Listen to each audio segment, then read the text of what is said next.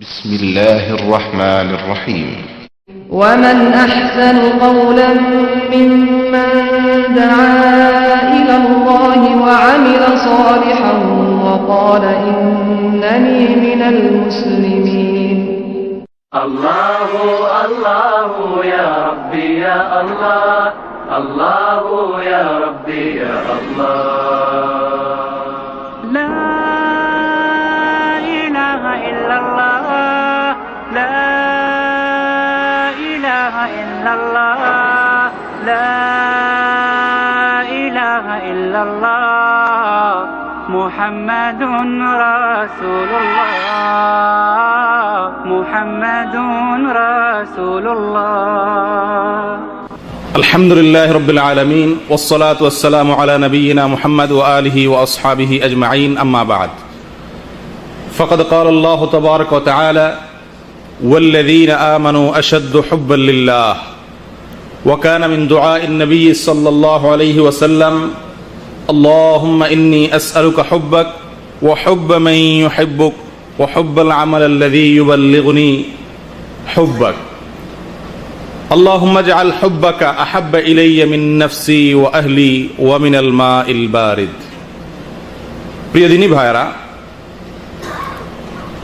আল্লাহ সুবহানাহু ওয়া তাআলা কোরআনে কারীমের সূরা মায়েদার মধ্যে ইরশাদ করেন ইয়া আইয়ুহাল্লাযীনা আমানুত্তাকুল্লাহ ওয়াবতাগু ইলাইহিল ওয়াসিলা ওয়াজাহিদু ফি সাবিলিহি লাআল্লাকুম তুফলিহুন হে ঈমানদাররা তোমরা তাকওয়া হাসিল করো আল্লাহ তাআলাকে ভয় করো আর এই তাকওয়া তথা আল্লাহ তাআলার ভয় হাসিলের জন্য তোমরা ওসিলা গ্রহণ করো ওসিলা তালাশ করো এই ওসিলা বলতে কি বোঝানো হয় বাংলা ওসিলা নয় আমরা বাংলায় ওসিলা বলতে বুঝি কি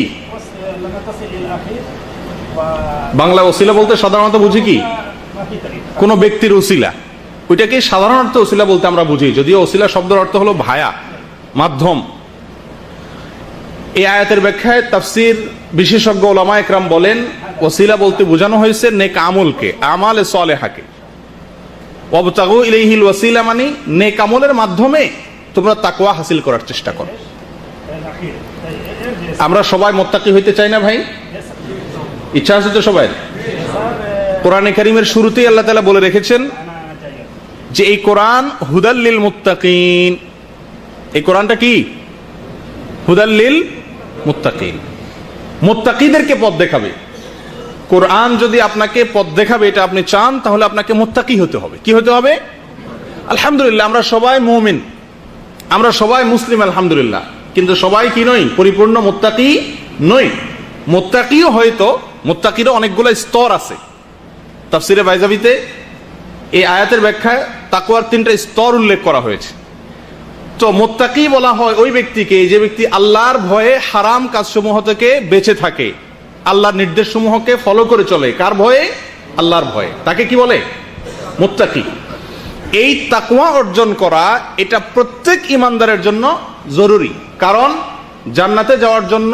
তাকওয়ার কোনো বিকল্প নাই তাকওয়া ছাড়া কোনো লোক জান্নাতে যেতে পারবে না কারণ কোরআনে কারীমে আল্লাহ তাআলা বলেছেন জান্নাত সম্পর্কে যে জান্নাত আল্লাহ তাআলা প্রস্তুত করেছেন কার জন্য মুত্তাকিদের জন্য উইদ্দাত লিল মুত্তাকিন আল্লাহ তাআলা আমাদের সকলকে মুত্তাকি হওয়ার তৌফিক দান করেন মুত্তাকিদের মধ্যে সবচেয়ে আফার ক্লাসের মুত্তাকি হওয়ার তৌফিক আল্লাহ তাআলা আমাদেরকে দান করেন প্রিয় দিনী ভাইরা মুত্তাকি হওয়ার জন্য আমাদেরকে কি করতে হবে ওয়াবতাগু ইলাইহিল ওয়াসিলা আমালে সালেহা বা ভালো কাজ করে করে তাকওয়ার দিকে অগ্রসর হতে হবে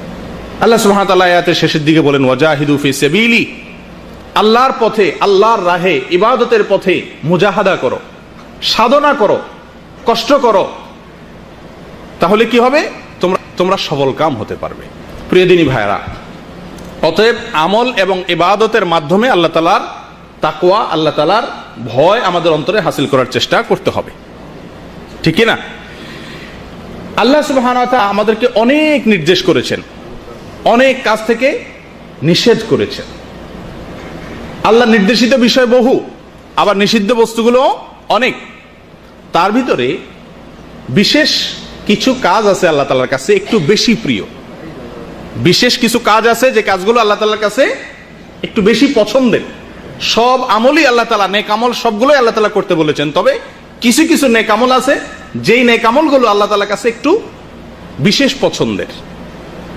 কোরআনে কারীমে আল্লাহ সুবহানাহু ওয়া তাআলা বলেন, ওয়াল্লাযীনা আমানু আশাদ্দু হুব্বাল লিল্লাহ, আর যারা ঈমানদার, যাদের মধ্যে কি আছে? ঈমান আছে, তারা আল্লাহ তাআলাকে সবচেয়ে কঠিন ভাবে ভালোবাসে, প্রচন্ড ভাবে আল্লাহকে ভালোবাসেন যারা কি ঈমানদার। ঈমানদাররা আল্লাহ তাআলাকে ভালোবাসতে বাধ্য, এটা ঈমানের সাথে ভালোবাসার অটোমেটিক স্বয়ংক্রিয় একটা সম্পর্ক। যদি আপনার ভিতরে ঈমান থাকে তো আল্লাহর প্রতি আপনার ভালোবাসা অটোমেটিকলি চলে আসবে। যার ভিতরে আল্লাহ তাআলার প্রতি ঈমান যত বেশি, তার ভিতরে আল্লাহ তাআলার প্রতি ভালোবাসাও তত বেশি।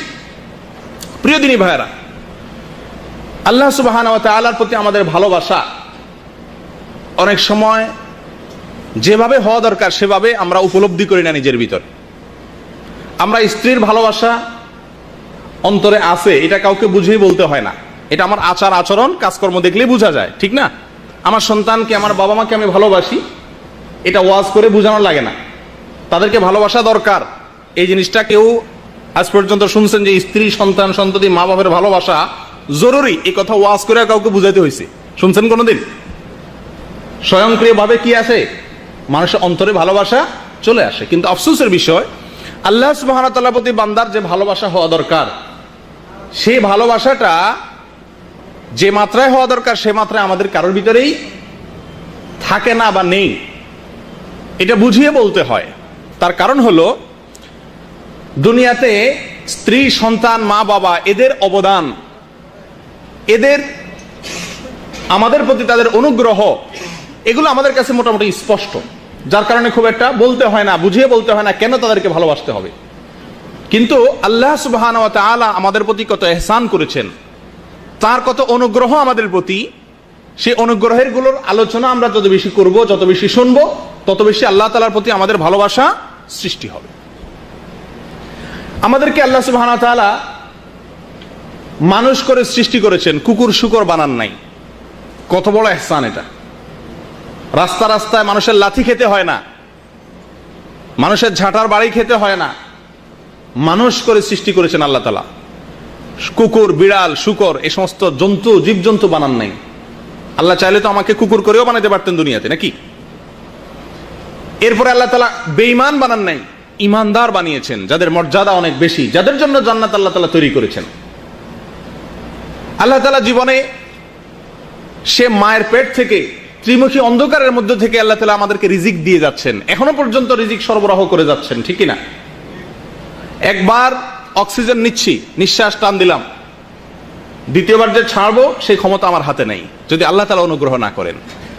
আল্লাহ তাআলা অনুগ্রহ করছেন বিধায় আবার ছাড়তে পারলাম। আবার যে গ্রহণ করতে পারবো নিঃশ্বাস, সেই ক্ষমতা আমার হাতে নাই, পৃথিবীর কোনো মানুষের হাতে নাই। আল্লাহ তাআলা সেই সুযোগটা দিচ্ছেন। প্রতি সেকেন্ডে সেকেন্ডে আল্লাহ সুবহানাহু ওয়া তাআলার অসংখ্য অগণিত নেয়ামত এর ভিতরে আমরা হাবুডুবু খাচ্ছি। জীবনে বহু বিপদ থেকে আল্লাহ তাআলা আমাদেরকে রক্ষা করেছেন। অনেক বিপদে আমরা পড়ে যেতাম, অল্পের জন্য রক্ষা করেছেন কে? আল্লাহ সুবহানাহু ওয়া তাআলা। অনেক বিপদে ফেলে, পরীক্ষা করে, ধৈর্য ধারণের মাধ্যমে উন্নত, উচ্চ মর্যাদা, এ গ্রেডের জিপিএ 5 ক্লাসের ইমানদার হওয়ার সুযোগ করে দিয়েছেন। এরা এত অনুগ্রহ যে আল্লাহ তাআলা, তার প্রতি আমাদের ভালোবাসা স্বাভাবিকভাবে আসা উচিত কি উচিত না?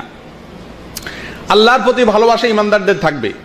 এখন আপনি দেখেন আপনার অন্তরে আল্লাহর প্রতি ভালোবাসা আছে কিনা। যদি থাকে তাহলে আপনি ইমানদার, আর যদি আল্লাহর প্রতি আপনার কোনো ভালোবাসা না থাকে তাহলে আপনি ইমানদার দাবি করতে পারবেন না। কারণ আল্লাহ তাআলা কোরআনে কারীমে বলেছেন, শুধু ভালোবাসা তা নয়, আশাদ্দু হুব্বাল লিল্লাহ ওয়াল্লাযিনা আমানু, আর যারা ইমানদার তারা আশাদ্দু হুব্বাল লিল্লাহ, আল্লাহর প্রতি তাদের ভালোবাসাটা হবে সবচেয়ে প্রগাঢ়, সবচেয়ে কঠিন ভালোবাসা হবে কার প্রতি? আল্লাহর প্রতি। প্রিয় দিনী ভাইরা, আল্লাহ রাসূল সাল্লাল্লাহু আলাইহি ওয়াসাল্লাম দোয়া করতেন, আল্লাহুম্মা ইন্নী আসআলুকা হুব্বাক, আল্লাহ আপনার ভালোবাসা আমি চাই। আমি কি চাই? আপনার ভালোবাসা চাই। আল্লাহর ভালোবাসা চাইতেন। আমরা জীবনে কেউ এই দোয়াটা বাংলায় হোক আর আরবি হোক করছি ভাই? আল্লাহর কাছে এই জিনিসটা চাইছেন কেউ? আমরা তো বহু করছেন যে আল্লাহ আপনার ভালোবাসাটা চাই, আপনার ভালোবাসা যেন আমার অন্তরে সৃষ্টি হয়ে যায়, এই জিনিসটা চাইছেন কেউ? ইমানের সঙ্গে যেটা সম্পর্ক, মহব্বতের মাধ্যমে অনেক কঠিন কাজ, আপনি যাকে ভালোবাসবেন তার জন্য অনেক কঠিন কাজ করা কি হয়ে যায়? সহজ হয়ে যায়, ঠিক কি না? আল্লাহ তাআলার প্রতি যদি আমাদের ভালোবাসা প্রগাঢ় হয়, তাহলে আল্লাহর নির্দেশগুলো মানাও আমাদের জন্য কি হবে? সহজ হয়ে যাবে। প্রিয় দিনী ভাইরা, এই জন্য আল্লাহ রাসূল সাল্লাল্লাহু আলাইহি ওয়াসাল্লাম আল্লাহর কাছে আল্লাহর ভালোবাসা চাইতেন। আমরাও চাইবো, আল্লাহুম্মা ইন্নী আসআলুকা হুব্বাক। বলেন আমার সাথে, আল্লাহুম্মা ইন্নী আসআলুকা হুব্বাক। অর্থাৎ হে আল্লাহ, আমরা আপনার কাছে আপনার ভালোবাসা চাই। আপনার কাছে কি চাই? একটু ব্যতিক্রম দোয়া। অনেক দোয়াই শুনছেন, একটু ব্যতিক্রম লাগে। আল্লাহর কাছে কি চাই? আল্লাহর ভালোবাসা। আল্লাহ আল্লাহ আমি তো নিমক হারাম, আল্লাহ আপনার এত নেয়ামত খাইয়াও আপনার প্রতি ভালোবাসা হয় না। আল্লাহ স্ত্রীকে ভালোবাসি, স্ত্রীর পছন্দের জিনিসটার কথা শুনলে ব্যাকুল হয়ে যায় কখন তার হাতে সেটা সঁপে দেব, উঠিয়ে দেব। কিন্তু আপনাকে ভালোবেসে আপনার পছন্দের জিনিসটার জন্য এতটা ব্যাকুল বা অস্থির হই না। আল্লাহ, এটা তো নিমক হারামের দলিল, আর নিমক হারামের ঠিকানা তো জাহান্নাম। এই জন্য আল্লাহ, আমি যেন নিমক হালাল হতে পারি, আমি যেন নিমক হারাম না হই, আপনার কাছে আপনার ভালোবাসা চাই। ওয়া হুব্বা মান ইউহিব্বুক, এবং যারা আপনাকে ভালোবাসে, যারা আপনাকে ভালোবাসেন, মুত্তাকি উলামায়ে কেরাম, তাদের প্রতি যেন আমার ভালোবাসা হয়ে যায়, আমার অন্তরে যেন তাদের প্রতি কি হয়ে যায়? ভালোবাসা হয়ে যায়। কারণ ভালো মানুষের সাথে ভালোবাসা হয়ে গেলে আপনিও কি হওয়া, ভালো হওয়াটা সহজ হয়ে যাবে। ওয়া হুব্বাল আমালিল্লাযী ইউবাল্লিগুনি হুব্বাক, এবং ওই আমলের প্রতি ভালোবাসা যেন হয়ে যায়, ওই আমলটার প্রতি আমার টান যেন হয়ে যায়, যে আমলটা আমার অন্তরে আপনার ভালোবাসা সৃষ্টি করে দিবে, যে আমলটা করলে আমি আপনার ভালোবাসা অর্জন করতে পারবো। আয় আল্লাহ, সে আমলটা আমার মাঝে আপনি দান করেন। আল্লাহুম্মা জাআল হুব্বাকা আহাব্বা ইলাইয়া মিন নাফসি ওয়া আহলি ওয়া মিনাল মাইল বারিদ। হে আল্লাহ, আপনার ভালোবাসা আমার মাঝে, আমার নিজের জীবন থেকে, আমার নিজের পরিবার থেকে, এবং প্রচন্ড গরমের দিনে তৃষ্ণার্ত পিপাসার্ত একজন মানুষের কাছে ঠান্ডা শীতল পানি যেরকম প্রিয় হয়, তার চাইতে প্রিয় যেন হন আপনি আমার কাছে। আল্লাহ, আমার জীবনের চাইতে যেন আপনি প্রিয় হন হে আল্লাহ, আমার পরিবারের চাইতে আপনি যেন আমার কাছে প্রিয় হন হে আল্লাহ, এবং প্রচন্ড গরমের দিনে শীতল ঠান্ডা পানির চাইতেও যেন আপনি আমার কাছে প্রিয় হন, সেই কামনা করি আল্লাহ। প্রিয় দিনী ভাইরা, এই দোয়াটা কে করতেন? রাসূলুল্লাহ সাল্লাল্লাহু আলাইহি ওয়াসাল্লাম। কেউ মুখস্থ করবেন ইনশাআল্লাহ? মুখস্থ করার ইচ্ছা আছে কারোর? মুখস্থ করবেন তো ইনশাআল্লাহ? হিসনুল মুসলিম নামে একটা বই আছে, আজকে আমরা কিছু নিয়েও আসছি। এই বইতে এই দোয়াটি আছে, এবং ওলামাদের কাছ থেকে বললে তারা লিখে দিবেন, আপনারা এগুলো মুখস্থ করবেন এবং দোয়াটা পড়বেন। আল্লাহ তাআলা আমাদের সকলকে আল্লাহ তাআলার মহব্বত দান করেন। প্রিয় দিনী ভাইয়েরা, আল্লাহর প্রতি শুধু নয়, দুনিয়ার যে কারোর প্রতি মানুষ যখন ভালোবাসে, যে কাউকে যখন মানুষ ভালোবাসে, তখন তার পছন্দের কাজগুলো মানুষ অটোমেটিকলি করার চেষ্টা করে। যেহেতু আমরা ইমানদার এবং আমাদের অন্তরে আল্লাহ তাআলার ভালোবাসা আছে অল্প হলেও, সেহেতু আমাদের জন্য উচিত আল্লাহর প্রিয় আমলগুলো তালাশ করা, ঠিক না? যে আল্লাহ তাআলা কোন আমলগুলোকে বেশি ভালোবাসেন। আমি আমার সন্তানকে ভালোবাসি, সেজন্য সন্তানের কোন জিনিসটা বেশি প্রিয়, ওটা তালাশ করে বের করি। ঠিক এইভাবে আল্লাহর প্রতি যেহেতু ইমানের সূত্রে আমাদের ভালোবাসার সম্পর্ক আছে, আমরা আল্লাহকে ভালোবাসি, সেজন্য আল্লাহ সুবহানাহু ওয়া তাআলার প্রিয় কাজগুলো কি কি সেগুলো সম্পর্কে আমাদের জানা দরকার। কোরআনে কারীমে আল্লাহ তাআলার পছন্দের অনেক কাজের কথা আল্লাহ তাআলা বলেছেন। আল্লাহ তাআলা কি কি কাজ পছন্দ করেন সেগুলোর ফিরিস্তি অনেক বিশাল লম্বা। জামিউস সাগীর কিতাবে 185টি বর্ণনা আসছে শুধুমাত্র আল্লাহর প্রিয় কাজগুলো কি কি, আল্লাহর পছন্দের কাজগুলো কি কি। সব ভালো কাজই আল্লাহর পছন্দ, অধিক পছন্দ, বেশি পছন্দের কাজগুলো কি কি সে বিষয়ে। তো আজকে আমরা ওখান থেকে বেছে সহিহ সূত্রে বর্ণিত সামান্য কয়েকটি আল্লাহ তাআলার অতি প্রিয় কাজের কথা বলবো ইনশাআল্লাহ। কিন্তু তার আগে আপনাদেরকে ওয়াদা করতে হবে যে আপনারা এই আল্লাহ তাআলার প্রিয় কাজগুলোর কথা যে শুনছেন, এটা আমলের নিয়তে শুনছেন কিনা। কি বলেন? আল্লাহ তাআলার প্রিয় কাজ কি সেটা জানার পরে আমল করবেন তো ইনশাআল্লাহ। আল্লাহ তাআলা আমাদের সকলকে আমলের তৌফিক দান করেন। প্রিয় দিনী ভাইরা, আল্লাহ তাআলার প্রিয় এবং সবচেয়ে পছন্দের কাজগুলো বলার আগে একটি কথা বলে রাখি, সেটা হলো আল্লাহ তাআলার এই প্রিয় কাজগুলো আমরা করব কেন করব? ওই যে বললাম, আপনাকে এক কাপ চাও যদি জীবনে কেউ খাওয়ায় থাকে, তার প্রতি আপনার একটা ভালোবাসা হয়ে যায় না? লোকটা একটু ভালো লাগে যে লোকটা আমাকে কি খাওয়াইছে, চা খাওয়াইছে। আর যে আল্লাহ সুবহানাহু ওয়া তাআলা মায়ের গর্ভে আসা থেকে নিয়ে মৃত্যু পর্যন্ত অগণিত নেয়ামত দিয়ে আমাকে ডুবিয়ে রেখেছেন, তার নেয়ামতের অনুগ্রহের ভিতরে আমাকে ডুবিয়ে রেখেছেন, আমি ডুবন্ত আল্লাহর নেয়ামতের ভিতরে, তার প্রতি আমার ভালোবাসা কত বেশি হওয়া দরকার। অতএব আল্লাহর এই ভালোবাসার তাগিদে তার প্রিয় যে কাজগুলো, ভালোবাসার সম্পর্ক যেহেতু আল্লাহর সঙ্গে আছে ইমানের সূত্রে, সেজন্য তার প্রিয় কাজগুলো যে আমরা করব, তার আগে জেনে রাখি যে কোনো নেক আমল করব তার জন্য 4টা শর্ত আছে। কয়টা শর্ত আছে ভাই? 4টা শর্ত আছে। অর্থাৎ নেক আমলের আগে এই 4টা জিনিসকে লক্ষ্য করব, তাহলে ইনশাআল্লাহ আমার ওই নেক আমলটা আমার উপকারে আসবে। আর না হলে আমি আমল করব কিন্তু কোনো কাজে আসবে না। 1 নম্বর ইখলাস। 1 নম্বর কি থাকতে হবে ভাই? ইখলাস বলতে ওই কাজটি শুধুমাত্র কার উদ্দেশ্যে করব? আল্লাহ সুবহানাহু ওয়া তাআলার উদ্দেশ্যে করব। দ্বিতীয়ত হলো নিয়ত। কি থাকতে হবে ভাই? ইখলাস এক জিনিস, নিয়ত কিন্তু আরেক জিনিস। ইখলাস এক জিনিস আর নিয়ত আরেক জিনিস। ইখলাস হলো শুধুমাত্র আল্লাহর সন্তুষ্টির উদ্দেশ্যে করা। আর নিয়তের কতগুলো স্তর আছে। নিয়তের প্রাথমিকভাবে 2টি স্তর আছে। একটা হলো যে কোনো ভালো কাজ আপনি করবেন, এটাকে তাময়িজুল ইবাদাতি আনিল আদা, সাধারণ অভ্যাসগত কাজ নয়, এটা আল্লাহকে খুশি করার জন্য ইবাদত হিসেবে করছি, ইবাদতের উদ্দেশ্য অন্তরে থাকা, এটা হলো নিয়তের একটা পার্ট।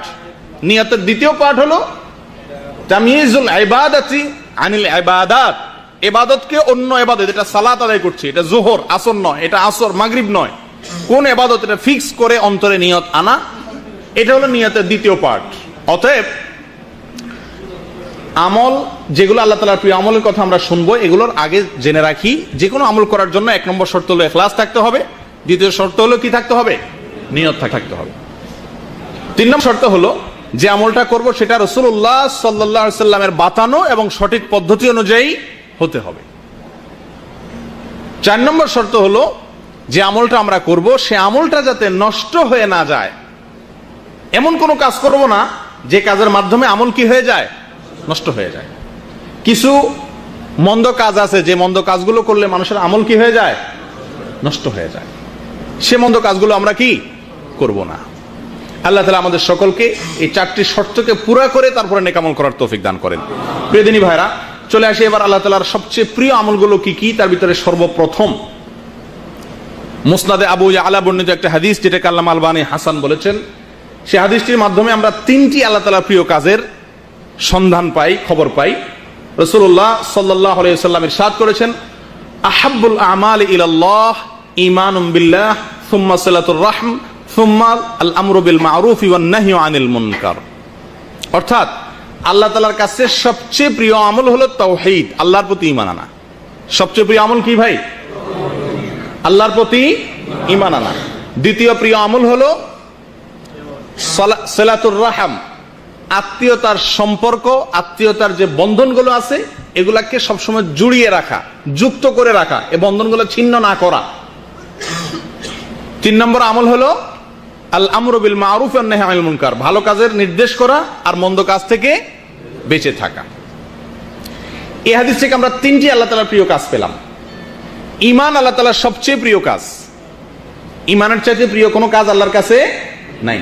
অতএব আমাদের সবাইকে লক্ষ্য করতে হবে আমার ঈমানের ভিতরে কোনো ধরনের ঘাপলা আছে কিনা, আমার ঈমানের সঙ্গে শিরক আছে কিনা, কোনো কারণে আমার ঈমান নষ্ট হয়ে যাচ্ছে কিনা, ধ্বংস হয়ে যাচ্ছে কিনা, এই জিনিসগুলো আমাদেরকে খেয়াল রাখতে হবে।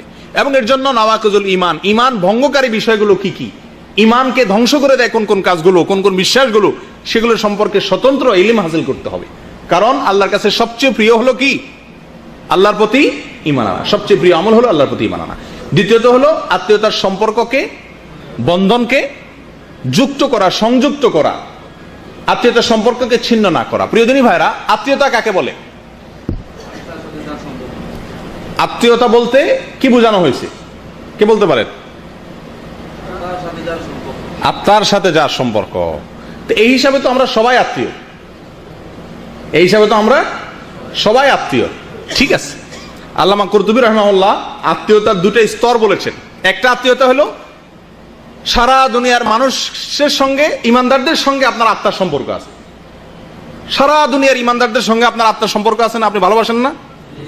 বেঈমানদের সাথে তো আর কোনো মুসলমান কি থাকতে পারে না, আত্মার সম্পর্ক থাকতে পারে না। এই জন্য সমস্ত ইমানদার আত্মীয়। এটা হলো এক কিসিমের আত্মীয়। আর দ্বিতীয় কিসিমের আত্মীয় হলো যে সমস্ত আত্মীয়ের সঙ্গে আমার রক্তের সম্পর্ক আছে। কিসের সম্পর্ক আছে ভাই? রক্তের সম্পর্কিত আত্মীয় কারা? রক্ত সম্পর্কীয় আত্মীয় হলো বাবা এবং মা। বাবার সম্বন্ধীয় যারা এবং মায়ের সম্বন্ধীয় যারা, তারা হলেন রক্ত সম্পর্কীয় আত্মীয়। বাবার সম্বন্ধীয় আত্মীয়ের মধ্যে বাবার রক্ত যাদের শরীরে আছে, যেমন চাচা, ফুফু, চাচাতো ভাই, ফুফাতো ভাই না, কারণ ফুফাতো ভাই কি ফুফার আরেক পুরুষে, দাদা, দাদি ইত্যাদি। অনুরূপ ভাবে মায়ের দিক থেকে গেলে মা, খালা, মামা, নানা, নানি, এরা। আচ্ছা, আমাদের কাছে, আমাদের বাংলাদেশী সমাজের কথা বলছি আমি, আত্মীয় বলতে এ ক্লাসের আত্মীয় মনে করা হয় কাদেরকে? এ ক্লাসের একেবারে সবচেয়ে গুরুত্বপূর্ণ মেহমান কে ভাই? শ্বশুর বাড়ির লোকজন। কথা ঠিক কিনা? শ্বশুর বাড়ির লোকজন সবচেয়ে গুরুত্বপূর্ণ আত্মীয় না? শ্বশুর বাড়ির লোকজন সবচেয়ে গুরুত্বপূর্ণ আত্মীয় হয়ে গেছে আমাদের কাছে।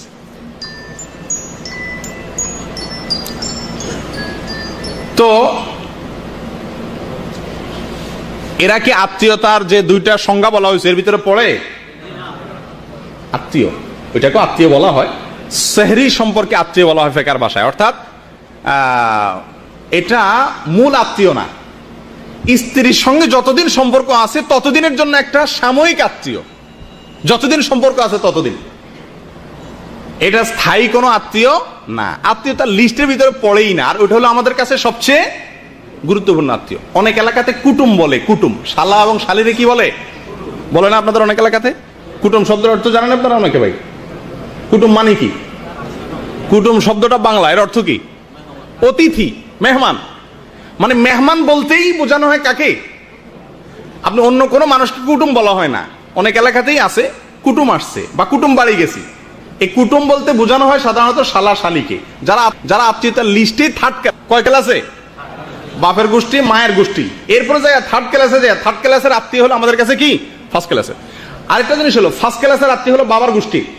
আপনারা বেশিরভাগ মানুষ আমার সাথে একমত হবেন, আমাদের সমাজে দুঃখজনক ভাবে বেশিরভাগ ইমানদারেরা আমাদের বাবার গোষ্ঠীর সাথে সম্পর্ক ততটা ভালো থাকে না যতটা মায়ের গোষ্ঠীর সাথে সম্পর্ক ভালো থাকে।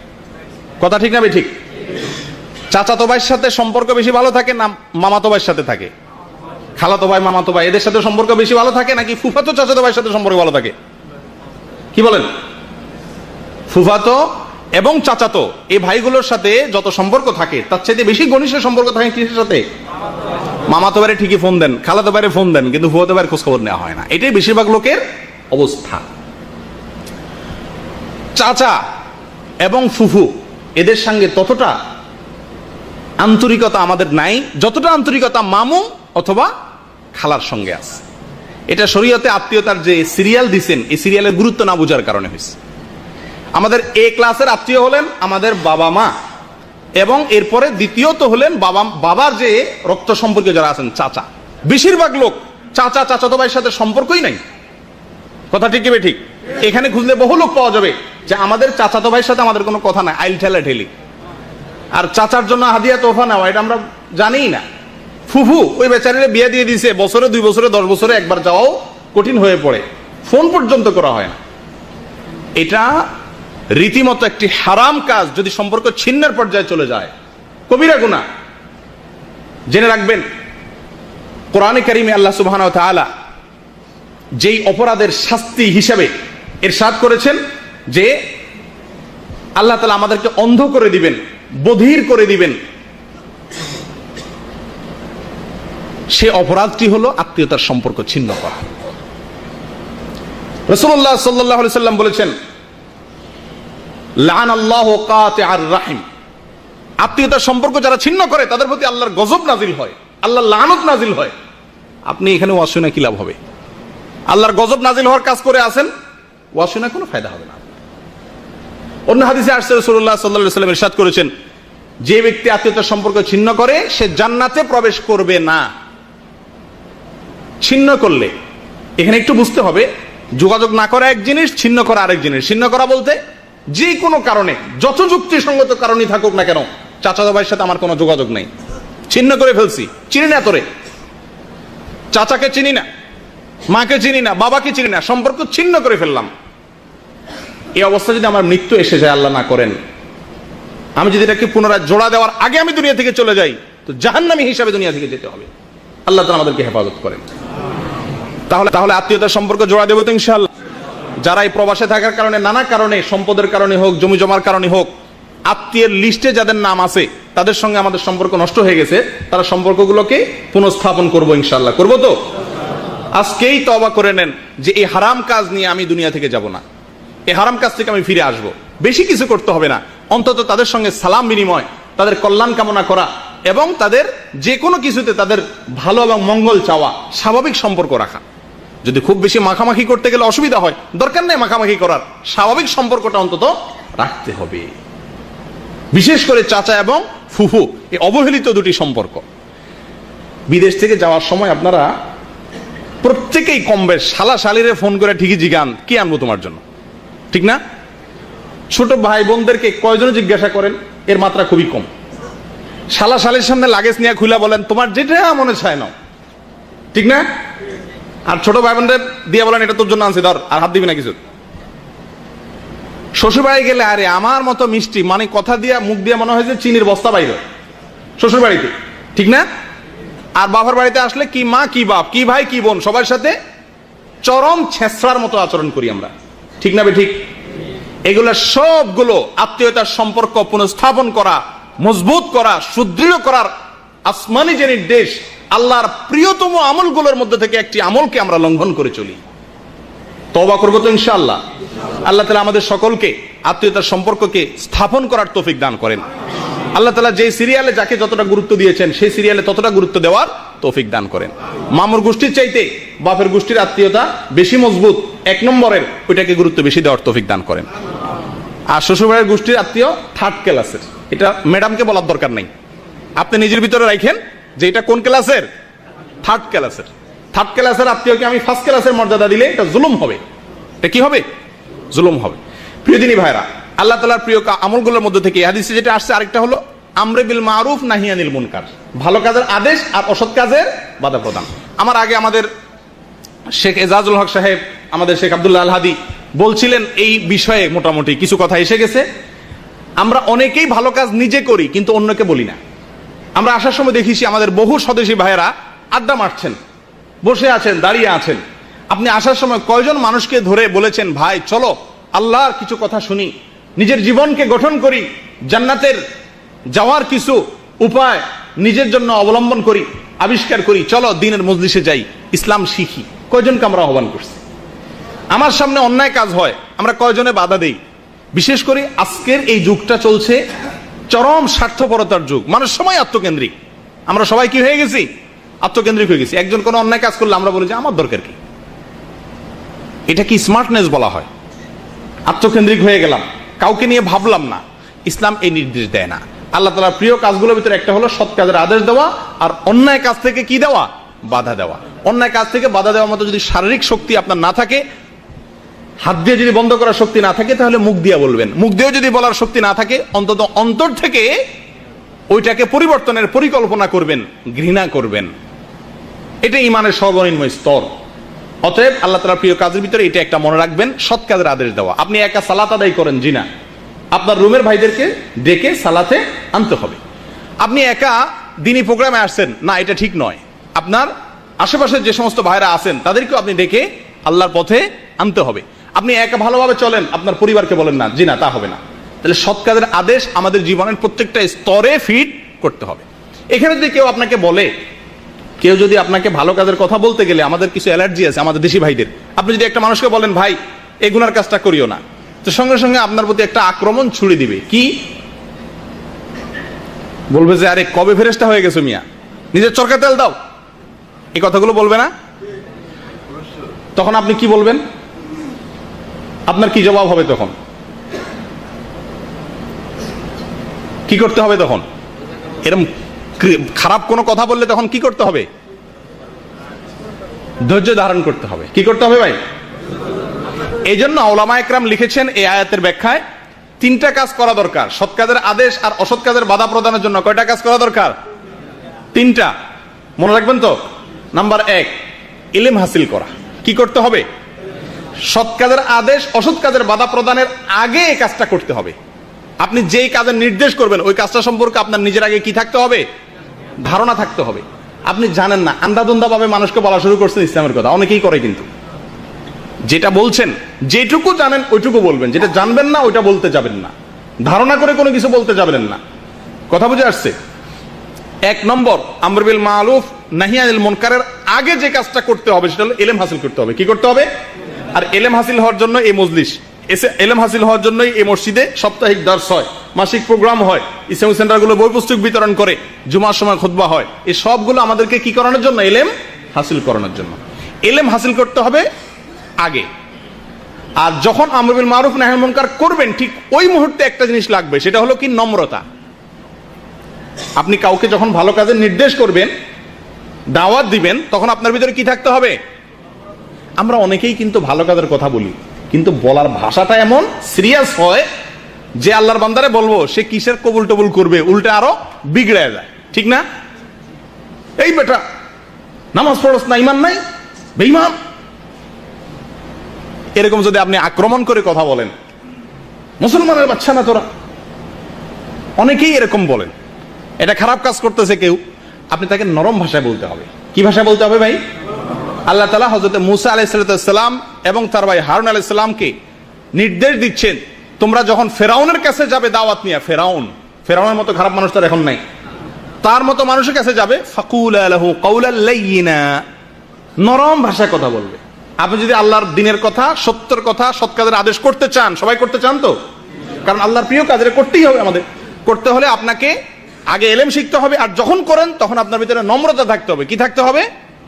একটা লোক আপনার অধীনস্থ, আপনি অনেক বড় অফিসার, তারপরে ওই লোকটাকেও দাওয়াত দেওয়ার সময় কি থাকতে হবে? মুখে মুচকি হাসি থাকতে হবে, নরম ভাষায় বলতে হবে, ভাইরে চলো, এটাই তো আমাদের আখিরাতের পুঁজি, এটাই তো আমাদের জীবনের পুঁজি, চলো নামাজটা পড়ি, সুন্দর ভাষা। এরপরে যদি সে কোনো আজে বাজে কথা বলে তখন কি করতে হবে? ঘাড় ফিরাইয়া তার দিকে ঘাড় মোটা করে না তাকাইয়া সবর করতে হবে। কি করতে হবে? তাইলে সৎ কাজের আদেশ অসৎ কাজের বাধা প্রদান করতে হবে, কারণ আল্লাহর প্রিয় আমল। করবেন তো ইনশাআল্লাহ? এখন থেকে রুমে কোন অন্যায় কাজ দেখেন বলবেন, কোন কাজ জায়গায় কোন অন্যায় কাজ দেখেন বলবেন, স্বার্থপর হবেন না, আত্মকেন্দ্রিক হবেন না। বলার একটা ফায়দা আছে ভাই, বলার ফায়দাটা বলবো। ফুটবল যখন ওয়ালের দিকে মারে, সবার আগে যে মারে তার দিকে আসে, ঠিক না? চেয়ারম্যান মেম্বাররা ইলেকশন করেন আমাদের দেশে। চেয়ারম্যান মেম্বারদের 2 রকমের লোক থাকে, এক হলো ভোটার আর একটা হলো ক্যাম্বাসার। 2 পদের লোক থাকে না? কিছু লোক আছে ওনাকে ভোট দিবে, ওনাকে সমর্থন করে, এর দুর্বাস। আর কিছু লোক আছে কিন্তু ভোট না, ওনার কি করে বেড়ায়? ক্যাম্বাস করে বেড়ায়, অর্থাৎ ওনার কর্মী।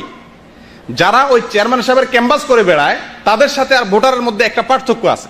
পার্থক্যটা হলো, সাধারণ ভোটার যে আমি আমার পছন্দের একজন চেয়ারম্যানকে আমি ভোট দেবো, আমার কাছে কিন্তু সব চেয়ারম্যানরাই দাওয়াত নিয়ে আসবে, আসবে না?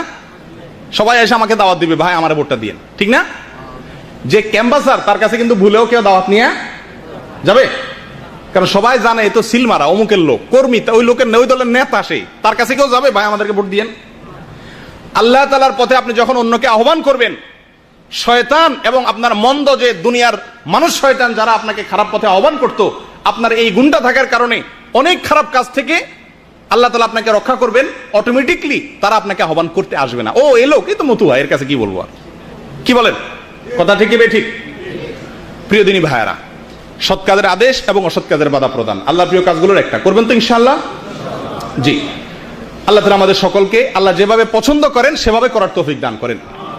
দ্বিতীয় যে হাদিসটি আমরা বলবো আল্লাহ তাআলার প্রিয় আমলের মধ্য থেকে, সেটা হলো সহিহ বুখারী এবং মুসলিমে আসছে, রাসূলুল্লাহ সাল্লাল্লাহু আলাইহি ওয়াসাল্লাম ইরশাদ করেছেন, আহাব্বুল আমালি ইলাল্লাহি আস-সালাতু লিওয়াক্তিহা সুম্মা বিররুল ওয়ালিদাইন সুম্মাল জিহাদু ফি সাবিলিল্লাহ। এই হাদিসে 3টা আমল আসছে। 1 নম্বর আমল হলো সময় মতো সালাত আদায় করা, সময় মতো সালাত আদায় করা, 5 ওয়াক্ত সালাতকে সময় মতো আদায় করা। অন্য রাওয়ায়াতে আসছে লি আউয়ালি ওয়াক্তিহা, ওয়াক্তের ভিতরে মনে করেন যোহরের ওয়াক্ত 2 ঘন্টা টাইম থাকে, এর ভিতরে প্রথম ওয়াক্তে একেবারে ওয়াক্ত হওয়ার সঙ্গে সঙ্গে প্রাথমিক ওয়াক্তে নামাজ আদায় করা, এটা আল্লাহ তাআলার কাছে প্রিয়। এটা আল্লাহ তাআলার কাছে কি? আমরা অনেকে হয়তো সালাত আদায় করি কিন্তু প্রথম ওয়াক্তে আদায়টা হয় না। আর বিশেষ করে একটা কথা আমি বলতে বাধ্য, সেটা হলো আমাদের মা বোনরা যারা দেশে আছেন, আমার যতটুকু জানা, ভুল হইতে পারে, আমি যতটুকু জানি সেটা হলো আমাদের দেশে মা বোনরা প্রায় সকলে ইল্লা মাশাআল্লাহ, হাজার ভিতরে দুই একজন বেঁচে আছেন কিনা জানি না, দিনদার যারা 5 ওয়াক্ত নামাজ আদায় করেন, ওনারাও আউয়াল ওয়াক্তে নামাজটা পড়েন না। এটা মা বোনদের ভিতরে রোগটা বেশি। ওই মনে করেন বাসা বাড়ির কাজ, রান্না বাড়ার কাজ, বাচ্চা কাচ্চা আছে, এগুলো সব সাইরা জামা কাপড় ধুইয়া, গা গোসল ধুইয়া তারপরে কি করবে, জোহর পড়বে। জোহর পড়তে দেখা যায় আসর আজানের কাছাকাছি হয়ে যায়। এই অবস্থা আপনাদের বাসা বাড়িতে হয় কিনা জানি না, আমার বাসা বাড়িতে হয়। বহু বলতে হয়েছে আমার আত্মীয় স্বজনদেরকে, মা বোনদেরকে, আপনাদের বাসা এরকম হয় না? বিশেষ করে মহিলাদের মধ্যে এই রোগটা আমাদের দেশে অনেক বেশি, যে আউয়াল ওয়াক্তে নামাজ পড়া মহিলা খুঁজে পাওয়া খুব দুষ্কর হয়ে যায়। তাদেরকে শিখাবেন, আপনার কাজের মাঝখানে যদি আজান হয়ে যায়, সব কাজ রেখে চুলা কমিয়ে দিয়ে ওযু করে আগে নামাজটা পড়ে নেন। তাদের ভিতরে একটা ওয়াসওয়াসার ব্যারাম, সেটা হলো যে না, গোসল না করে নামাজ পড়বো না। তো গোসল কাজ আগে শেষ করতে হয়, কাজ শেষ করে গোসল করতে করতে দেখা যায় 3টা বেজে যায়, জোহর নামাজ আদায় করা হয়ে ওঠে না। বিশেষ করে জোহর এবং আসরের মধ্যে এই গাফলতিটা প্রচন্ড পরিমাণে হয়। ঠিকই ঠিক না? এটা আমাদের সকলের দায়িত্ব, তাদেরকে সচেতন করা, সাবধান করা, যে বলবেন আল্লাহর প্রিয় আমলের মধ্যে একটা হলো আউয়াল ওয়াক্তে নামাজ আদায় করা। আর প্রবাসেও আমাদের বহু ভাইরা আছেন যারা যে কোনো কারণেই হোক নামাজকে পিছিয়ে দেন, একটু দেরিতে পড়েন। আপনাদের মধ্যে আছে কি নাই? কোরআন কারীমে আল্লাহ তাআলা বলেন, ফাওয়াইলুল লিল মুসাল্লিন আল্লাযীনা হুম আন সালাতিহিম সাহুন। ওই সমস্ত ঈমানদারদের জন্য ওয়াইল, ধ্বংস। ওই সমস্ত নামাজিরা ধ্বংস হবে, নামাজি ধ্বংস হবে। সুবহানাল্লাহ, বেনামাজি না, নামাজি লোক ধ্বংস হবে। কোন নামাজি? আল্লাযীনা হুম আন সালাতিহিম সাহুন, যে নামাজিরা তাদের নামাজের ভিতরে গাফলতি করে। এই আয়াতের ব্যাখ্যায় মুফাসসিরিন ইকরাম লেখেন, এই গাফলতির একটা হলো দেরি করে নামাজ পড়া। কি করে এরপর নামাজ পড়া? অনেক লোক আছে দেখবেন জামাতে নামাজের কদর নাই, ওই সূর্য ডুবে ডুবে তখন আসরের নামাজ পড়ে, আসরের আজান হয় তখন জোহরের নামাজ পড়ে। এরকম কিছু লোক আছে। আল্লাহ তাআলা আমাদেরকে যেন এটা থেকে হেফাজত করেন। দ্বিতীয়ত এই হাদিসের ভিতরে যে আমলটির কথা বলা হয়েছে, প্রিয় আমল আল্লাহ তাআলা, সেটা হলো বিররুল ওয়ালিদাইন। ভেরি ইম্পর্টেন্ট পয়েন্ট, আমাদের জন্য অত্যন্ত গুরুত্বপূর্ণ একটা বিষয়। বিররুল ওয়ালিদাইন, মা বাবার সাথে কি করা? সদাচরণ করা। মা বাবার সাথে কি করা ভাই? সদাচরণ করা। এটা এতটাই গুরুত্বপূর্ণ যে আল্লাহ তাআলা কোরআনে কারীমের ভিতরে তার ইবাদতের পাশাপাশি মা বাবার সাথে সদাচরণের কথা বলেছেন। ওয়া কাদা রাব্বুকা আল্লা তা'বুদু ইল্লা ইয়্যাহ, আল্লাহ ছাড়া কারোর ইবাদত করা যাবে না। তাওহীদের কথা আল্লাহ বলেছেন। সবচেয়ে প্রিয়, সবচেয়ে গুরুত্বপূর্ণ আল্লাহর কাছে কি? তাওহীদ। সেই তাওহীদের কথা বলার পরে আল্লাহ তাআলা বলেন, দ্বিতীয় পয়েন্ট আল্লাহ তাআলা বলেন কি? ওয়া বিল ওয়ালিদাইনি ইহসানা, মা বাবার সাথে সুন্দর ব্যবহার করবে। আল্লাহর ইবাদতের পাশাপাশি কি করতে হবে? মা বাবার সাথে সদ্ব্যবহার করতে হবে। প্রিয় দিনী ভাইরা, সহিহ মুসলিমের এক হাদিসে আসছে, রাসূলুল্লাহ সাল্লাল্লাহু আলাইহি ওয়াসাল্লাম বলেন, রাগিমা আনফু, রাগিমা আনফু, সুম্মা রাগিমা আনফু, সুম্মা রাগিমা আনফু। ওই লোকটা কপাল পোড়া, ওই লোকটা কপাল পোড়া, দুর্ভাগা। 3 বার বললেন। সাহাবায়ে জিজ্ঞাসা করলেন, ইয়া রাসূলুল্লাহ, কে? তিনি জবাবে বললেন, যে লোক তার মা বাবা দুজনকে অথবা দুজনের কোনো একজনকে কি পাইছে? জীবিত পাইছে, অথচ তাদেরকে সন্তুষ্ট করতে পারে নাই, তাদের ইবাদত, তাদের খেদমত করে জান্নাত লাভ করতে পারে নাই। এই কপাল পোড়া ধ্বংস হোক। প্রিয় দিনী ভাইরা, বিশেষ করে আমরা যারা প্রবাসে আছি, আমাদের জন্য এই পয়েন্টটা একটু বেশি গুরুত্বপূর্ণ এই জন্য যে দূরে থাকার কারণে অনেক ভুল বোঝাবুঝির সৃষ্টি হয়ে যায়। মায়ের সাথে বউয়ের, ঠিকই না, শ্বশুরবাড়ির সাথে বাবার একটা মিসআন্ডারস্ট্যান্ডিং, একটা গ্যাপ সৃষ্টি হয়ে যায়। দোষ জারি থাকুক না কেন, দূরে থাকার কারণে এই গ্যাপটা দিন দিন বাড়ে। দেখা যায় মোবাইলে ঘন্টায় ঘন্টা কাল ঝগড়াই চলে, কিন্তু কোনো সমাধানে আসা যায় না। একটা মৌলিক কথা জেনে রাখেন, আল্লাহ এর সন্তুষ্টির পরে এই জমিনে, আল্লাহর দুনিয়াতে সবচেয়ে গুরুত্বপূর্ণ আমার কাছে কার সন্তুষ্টি? মা এবং বাবা। মনে রাখতে হবে, ওয়ালা তাকুল্লাহুমা উফিন ওয়ালা তানহারহুমা। আল্লাহ বলেছেন মা বাবাকে কি বলা যাবে না? উফ, উফ, এটা কি করা যাবে না? বলা যাবে না। মা বাবাকে সন্তুষ্ট রাখার চেষ্টা করতে হবে যতক্ষণ পর্যন্ত তারা আল্লাহর হুকুমের বাইরে কিছু করতে না বলেন। আল্লাহর হুকুমের বাইরে যতক্ষণ পর্যন্ত কিছু করতে না বলেন, ততক্ষণ পর্যন্ত তাদের কথা মানা কি ফরজ। স্ত্রীর সাথে মায়ের যদি দ্বন্দ্ব হয়, কোনটাকে প্রাধান্য দিবেন? মাকে না স্ত্রীকে? যদি মা জুলুম করে তাহলে কি করবেন? মা এবং বউ সাথে কোনো ঝামেলা হলে 99% ছেলেদের কাছে মনে হয় মা জুলুমটা করতেছে বউয়ের উপরে, ঠিক না? এই ক্ষেত্রে আমরা কি করব? মাকে প্রাধান্য দেব। তো মা যদি জুলুম করে, মা যদি বউর উপরে জুলুম করতে বলে, তাহলে কি আমি সেটা করব না? মা যদি বলে বাবা তোরে বউরে ফিডা, তার জন্য আর কিছু দিবি না, তো মার সেই নির্দেশ কি করা যাবে না? মানা যাবে না। কিন্তু মায়ের সাথে ব্যবহার খারাপ করা যাবে না। মা যদি অন্যায় করতে বলে, তাহলে সে অন্যায় কাজটা করবেন না, কিন্তু মায়ের সাথে কথা বলতে হবে কিভাবে? নম্রভাবে, যে মা এটা আমি করতে পারতেছি না। আর যদি কিছু না বলতে পারেন, চুপচাপ থাকেন, ব্যবহার খারাপ করতে যাবেন না। প্রিয় দিনী ভাইরা, রাসূলুল্লাহ সাল্লাল্লাহু আলাইহি ওয়াসাল্লাম বলেছেন, রিদার রব ফি রিদাল ওয়ালিদাইন ওয়া সাখাতুর রব ফি সাখাতিল ওয়ালিদাইন। যার মা বাবা সন্তুষ্ট, ফরজ আমাল করার পরে গুনাহ থেকে মোটামুটি বাঁচে, মেইন কাজগুলা করে, এই লোকের উপরে যদি তার মা বাবা সন্তুষ্ট থাকে, তো আল্লাহও সন্তুষ্ট। আর যদি কারোর প্রতি তার মা বাবা অসন্তুষ্ট, তো আমল করুক না কেন, আল্লাহ তার উপরে কিনা সন্তুষ্ট না। প্রিয় দিনী ভাইরা, আমাদের যে কোনো কাজের ক্ষেত্রে মা বাবাকে প্রাধান্য দেব ইনশাআল্লাহ, ঠিক আছে তো? মা বাবার হুকুমকে প্রাধান্য দেব, তাদের চাওয়াকে প্রাধান্য দেব। স্ত্রী এবং মা বাবার ভিতরে যদি সংঘর্ষ দেখা দেয়, স্ত্রীকে বুঝাবো, মা বাবাকে নয়। স্ত্রীকে থামানোর চেষ্টা করব, মা বাবাকে নয়। কিন্তু তার মানে এই নয় যে মায়ের নির্দেশে স্ত্রীর উপর জুলুম করব, জুলুমের কথা বললে সেটা করব না, ঠিক আছে তো ভাই? 3 নম্বর আল্লাহর প্রিয় কাজগুলোর ভিতরে একটা হলো আল্লাহর রাস্তায় জিহাদ করা। কি করা ভাই? আল্লাহর রাস্তায় জিহাদ করা। আল্লাহর রাস্তায় জিহাদ করার মানসিকতা, প্রেরণা আমাদের সকলের ইমানের ভিতরে, আমাদের অন্তরের ভিতরে থাকতে হবে। আমরা সবাই আল্লাহর রাস্তায় জিহাদ করতে চাই, কি বলেন? আল্লাহর রাস্তায় জিহাদের মানসিকতা প্রত্যেক ইমানদারের ভিতরে থাকতে হবে, কি হবে না?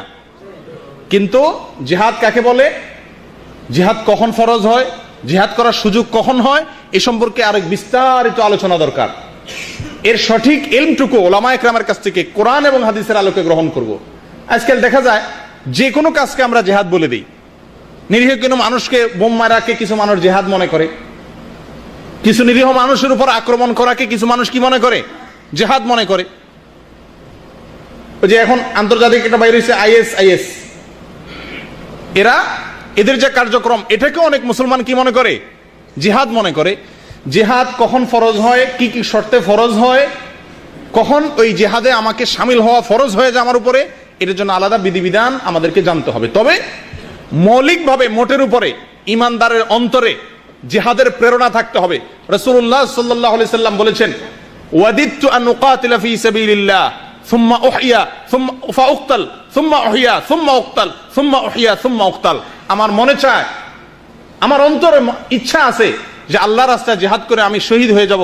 এরপর আল্লাহ যদি আমাকে আবার জীবিত করতেন, আমি আবার শহীদ হইতাম, আবার জীবিত করলে আবার শহীদ হতে চাইতাম। তাহলে আল্লাহর দ্বীনের জন্য জীবন বিলীন করার মানসিকতা অন্তরের ভিতরে লালন করতে হবে, ঠিক আছে তো ভাই? এটা হলো জিহাদ, এটা আল্লাহ তাআলার কাছে প্রিয়। তৃতীয়ত, আল্লাহ তাআলার কাছে প্রিয় আমলের তালিকাতে আরেকটি আমল আছে, সহিহ বুখারী এবং মুসলিমে আসছে। রাসূলুল্লাহ সাল্লাল্লাহু আলাইহি ওয়াসাল্লাম বলেছেন, আহাব্বুল আমালি ইলাল্লাহি আদওয়ামুহা ওয়া ইন কাল। আল্লাহ তাআলার কাছে সবচেয়ে প্রিয় আমল ওই আমলটি, যে আমলটি বান্দা কন্টিনিউ করে, যে আমলটা বান্দা কি করে, যদিও সেটা কম হয়, সে আমলটা পরিমাণে যদি ছোটও হয়, কিন্তু সব সময় করে, এরকম আমল আল্লাহর কাছে কি বেশি প্রিয়। যে কোনো আমলে আল্লাহর কাছে প্রিয়, কিন্তু বেশি প্রিয় কোন আমলটা? যে আমলটা বান্দা নিয়মিত করে। আজকে একদিন মাশাআল্লাহ মসজিদ ভর্তি হয়ে গেছেন, সবাই আসছেন, এটা আল্লাহর কাছে প্রিয়, এটা আল্লাহর কাছে কি, কিন্তু আল্লাহ সবচেয়ে প্রিয়। আপনি যদি আল্লাহকে ভালোবাসেন সবচেয়ে বেশি, ইমানদার, এই জন্য সবচেয়ে বেশি আল্লাহ পছন্দের কি জিনিস সেটা তো জানতে হবে। আল্লাহর কাছে সবচেয়ে প্রিয় হলো এই মজলিসের ভিতরে ওই সমস্ত লোকেরা যারা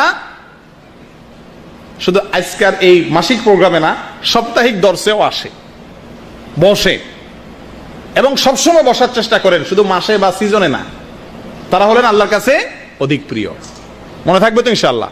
তাহলে যারা এতদিন নিয়মিত বসেন নাই তাদের কি হবে? তারা আল্লাহর অপ্রিয়, তো তার এক মুসিবত হয়ে গেল। যারা সবসময় সাপ্তাহিক দর্শে বসেন না, তাহলে এই হাদিসের আলোকে তারা নিয়মিত আমল করেন না, এই যে 1 মাস পরে একবার করলেন, তাহলে তাদের কি হবে? কি বলেন, কি করা যায়? এই লোকগুলোর রক্ষা করা যায় কিভাবে? কোন বুদ্ধি আছে? কি আছে? জি মাশাআল্লাহ, এই তো, এটাই যে সমাধান, যে আজকে থেকে নিয়ত করা যে দিনই কাজে অল্প সময় হলো আমি দেব। আমার 1 ঘন্টা বসার সময় হয় না, ঠিক আছে 5 মিনিট বসবো, 10 মিনিট বসবো, একটা কথা শুনবো, হাজিরা দেব, এটুকু করা যায় কি যায় না? আল্লাহর কাছে সবচেয়ে প্রিয় আমল এর মধ্যে থেকে একটা হলো যে আমলটা বান্দা কন্টিনিউ করে। একসাথে 10,000 টাকা দিয়ে দিলেন আল্লাহ রাস্তায়, এটা আল্লাহর কাছে প্রিয়। কিন্তু তার চাইতে প্রিয় হলো সব সময় আপনি কি করেন? অল্প বেশ করে আল্লাহ রাস্তায় দান করেন। কথা বুঝে আসছে ভাই? একজন লোক রমজান আসলে মাশাআল্লাহ, এই সামনে রমজান আসতেছে না, কোরআন খতম করবে।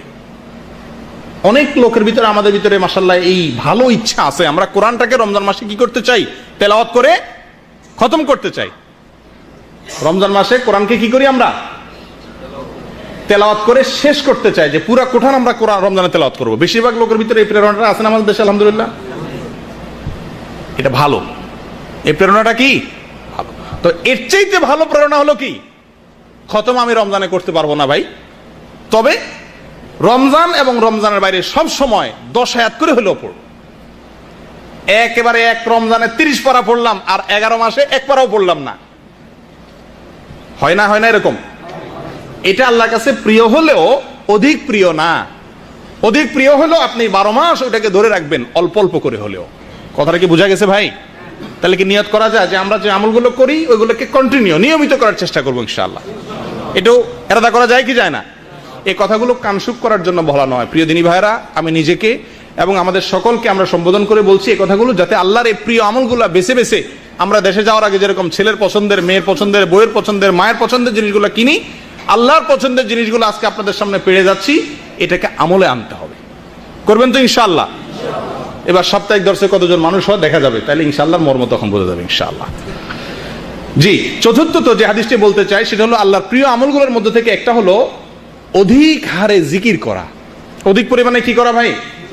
জিকির করা। এক্ষেত্রে তাবরানির একটি হাদিস আসছে, রাসূলুল্লাহ সাল্লাল্লাহু আলাইহি সাল্লাম বলেছেন, আহাব্বুল আমালি ইলাল্লাহি আন তামুতা ওয়া লিসানুকা রাতাবুম মিন যিকরিল্লাহ। আল্লাহর কাছে সবচেয়ে প্রিয় আমল হলো এই যে তুমি যখন মৃত্যুবরণ করবে তখনও তোমার ঠোঁট তাজা থাকবে আল্লাহর জিকিরে। তোমার ঠোঁট তাজা থাকবে আল্লাহর জিকিরে। সুবহানাল্লাহ, কঠিন কাজ। এটা কিভাবে সম্ভব? দুনিয়াতে জিকির করা সম্ভব, কিন্তু মরার সময় আমার ঠোঁট তাজা থাকবে জিকির করতে, এই গ্যারান্টি আমি কিভাবে দেব? কি ভাই, এই আমলটা কেমনে করা যায়? এটা বুদ্ধি দেন। আমলটা বুঝছেন তো? মারা যাবেন যখন, আপনার যখন রূহ বের হবে ওই মুহূর্তে আপনার ঠোঁটে জিকির থাকবে। এটি আল্লাহর কাছে সবচেয়ে প্রিয়। যে বান্দা মারা যাবে তখনও তার ঠোঁটে জিকির থাকবে, আল্লাহর কাছে সবচেয়ে প্রিয়। এখন আল্লাহর এই প্রিয় কাজটি কিভাবে করবেন? মারা যাওয়ার সময় আমরা মুখের ঠোঁটে জিকির আসবে, এটা কিভাবে আমি আনতে পারি? জি জি জি, মাশাআল্লাহ। আমি এটাকে সারা জীবন যদি জিকিরকে আমার জীবনের অংশ বানিয়ে নেই, তো মৃত্যুর সময় অটোমেটিক আমার মুখ থেকে কি আসবে? জিকির আসবে। প্রিয় দিনী ভাইয়েরা, আমরা শুইলে স্বপ্নে দেখি অনেক সময়, না? কি স্বপ্নে দেখি? মানুষের স্বপ্নের বেশিরভাগ স্বপ্ন দেখে সেই জিনিসগুলো যেগুলো মানুষ স্বপ্নের বাইরে, ঘুমের বাইরে মানুষ কি করে? কল্পনা জল্পনা করে। কথা বুঝে আসছে? আপনি আপনার কাজকে যতবার স্বপ্নে দেখছেন, দেশের প্রেসিডেন্ট হয়েছেন, সেই স্বপ্ন কি এতবার দেখছেন? মোটেও না। কারণ হলো সারাদিন যে কাজটা করা হয় শুইলে ওইটাই মানুষ দেখে। মনে রাখবেন, মৃত্যুর সময় আপনার মুখ দিয়ে সেই জিনিসটা অটোমেটিকলি আসবে যেটা আপনি সারা জীবন জপছেন। এবার আপনি নিজের হিসাব নিজে কষেন, আপনার সারাদিনের ভিতরে জিকির কি পরিমাণ হয়? জিকির সম্পর্কে একটু বিস্তারিত বলতে হয়। জিকির কাকে বলা হয়? জিকির শব্দের অর্থ হলো অন্তর দ্বারা আল্লাহকে স্মরণ করা। অন্তর দ্বারা আল্লাহকে স্মরণ করা হলো জিকিরের মূল অর্থ। কিন্তু অন্তরে যে আল্লাহকে জিকির করে, স্মরণ হয়, তার প্রমাণ প্রকাশ পায় মুখের দ্বারা। কথা বুঝে আসছে? সবচেয়ে উত্তম জিকির কি? সবচেয়ে উত্তম শ্রেষ্ঠ জিকির কোনটা?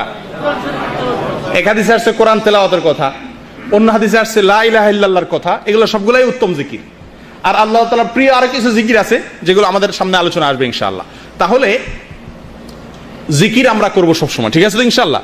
কিন্তু জিকিরের ক্ষেত্রে একটু ভেজাল আছে। সেটা হলো জিকিরের ক্ষেত্রে বেশিরভাগ জিকির বলতেই বেদাতি জিকিরগুলো আমাদের সামনে ফুটে ওঠে। বেদাতি জিকির কোন জিকির? যেই জিকির মন গড়া পদ্ধতিতে করা হয়। মন গড়া পদ্ধতিতে করা হয়। জিকির সম্পর্কে একটা বিস্তারিত একটা আলোচনা দরকার। আশা করি এই সম্পর্কে আপনারা পরবর্তীতে কোনো আলোচনা দ্বারা জেনে নেবেন অথবা কোনো বই পুস্তক পড়ে নেবেন। সঙ্গে শুধু এটুকু বলি, কোরআন এবং হাদিসে রাসূলুল্লাহ সাল্লাল্লাহু আলাইহি সাল্লাম এবং আল্লাহ তাআলা আমাদেরকে জিকিরের যে ফরম্যাটগুলো দিয়েছেন, যে বাক্যগুলো শিখে গিয়েছেন, ওইগুলোকে উনি যেভাবে বলেছেন, যেটাকে সাধারণভাবে রেখেছেন সেটাকে সাধারণভাবে, যেটা সংখ্যা বর্ণনা করেছেন ওটাকে সংখ্যা অনুযায়ী আমরা করতে থাকবো। এটা হলো জিকির। মনে থাকবে তো ইনশাআল্লাহ? আল্লাহ তাআলা প্রিয় আমলগুলোর মধ্যে থেকে একটা। আল্লাহ তাআলা আমাদেরকে বেশি বেশি আল্লাহ জিকির করার তৌফিক দান করেন। 5 নম্বর, অত্যাচারী শাসকের সামনে সত্য কথা বলা আল্লাহর প্রিয় আমলের মধ্যে থেকে একটা। অত্যাচারী শাসকের সামনে সত্য কথা বলা, ন্যায় কথা বলা, এটা হলো আল্লাহর প্রিয় আমলগুলোর মধ্যে থেকে একটা। শুধু শাসক বলতে এখানে যদি হাদিসের ভিতরে বাদশার কথা আসছে, সুলতানের কথা আসছে, আমাদের সাধারণ জীবনযাত্রার মধ্যেও একটা মানুষ অন্যায় করে, জুলুম করে সবার উপরে, তার দাপট খুব বেশি, যে কারণেই হোক, তার সামনে দাঁড়িয়ে সত্য কথাটাকে বলতে পারা, এটা হলো আল্লাহর প্রিয় কাজগুলোর মধ্যে থেকে একটা। আর আমতা আমতা করা, মেন করা, মেও করা বিড়ালের মতো, তার কাজকে সমর্থন করা বা চামচামি করা, সহজ বাংলা, এই কাজগুলো আল্লাহ তাআলার কাছে কি নয়? প্রিয় নয়। মুসনাদে আহমদের একটা হাদিস আসছে, এই ক্ষেত্রে রাসূলুল্লাহ সাল্লাল্লাহু আলাইহি ওয়াসাল্লাম বলেছেন, আহাব্বুল জিহাদি ইলাল্লাহ কালিমাতুল হক তুকালু লিইমামিন জাইর। আল্লামা আলবানী হাদিসটিকে হাসান বলেছেন, অর্থাৎ অত্যাচারী শাসকের সামনে সত্য কথা বলা, এটা হলো সর্বোত্তম জিহাদ। এই যে একটু আগে শুনছেন না, আল্লাহর কাছে প্রিয় কাজগুলোর ভিতরে এটা হলো জিহাদ করা। তাহলে এটাকে আপনি করতে পারেন, আশা করা যায় আল্লাহ তাআলা জিহাদের মর্যাদা দিবেন। প্রিয় দিনী ভাইরা, আরেকটি আল্লাহ তাআলা প্রিয় আমল হলো সত্য কথা বলা। কি কথা বলা ভাই? রাসূলুল্লাহ সাল্লাল্লাহু আলাইহি ওয়াসাল্লাম ইরশাদ করেছেন, আহাব্বুল হাদিসি ইলাইয়া, হাদিসে কুদসিতে আসছে, আহাব্বুল হাদিসি ইলাইয়া আসদাকুহু, সহিহ বুখারীর হাদিস। আমার কাছে আল্লাহ বলেন, আমার কাছে সবচেয়ে প্রিয় কথা হলো সত্য কথা। সবচেয়ে প্রিয় কথা কি?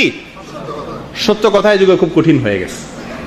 সত্য কথা আমাদের মধ্যে খুব কমই দেখা যায়। মনে রাখবেন, যারা মিথ্যা কথা বলার অভ্যাস, রাসূলুল্লাহ সাল্লাল্লাহু আলাইহি ওয়াসাল্লাম বলেছেন, সহিহ বুখারীতে আসছে, কিছু লোক আছে ঘন ঘন মিথ্যা কথা বলে, দরকারে বেদরকারে মিথ্যা কথা বলে, বলতে বলতে বলতে আল্লাহর খাতায় তার নাম মিথ্যুক লেখা হয়ে যায়, নাউযুবিল্লাহ।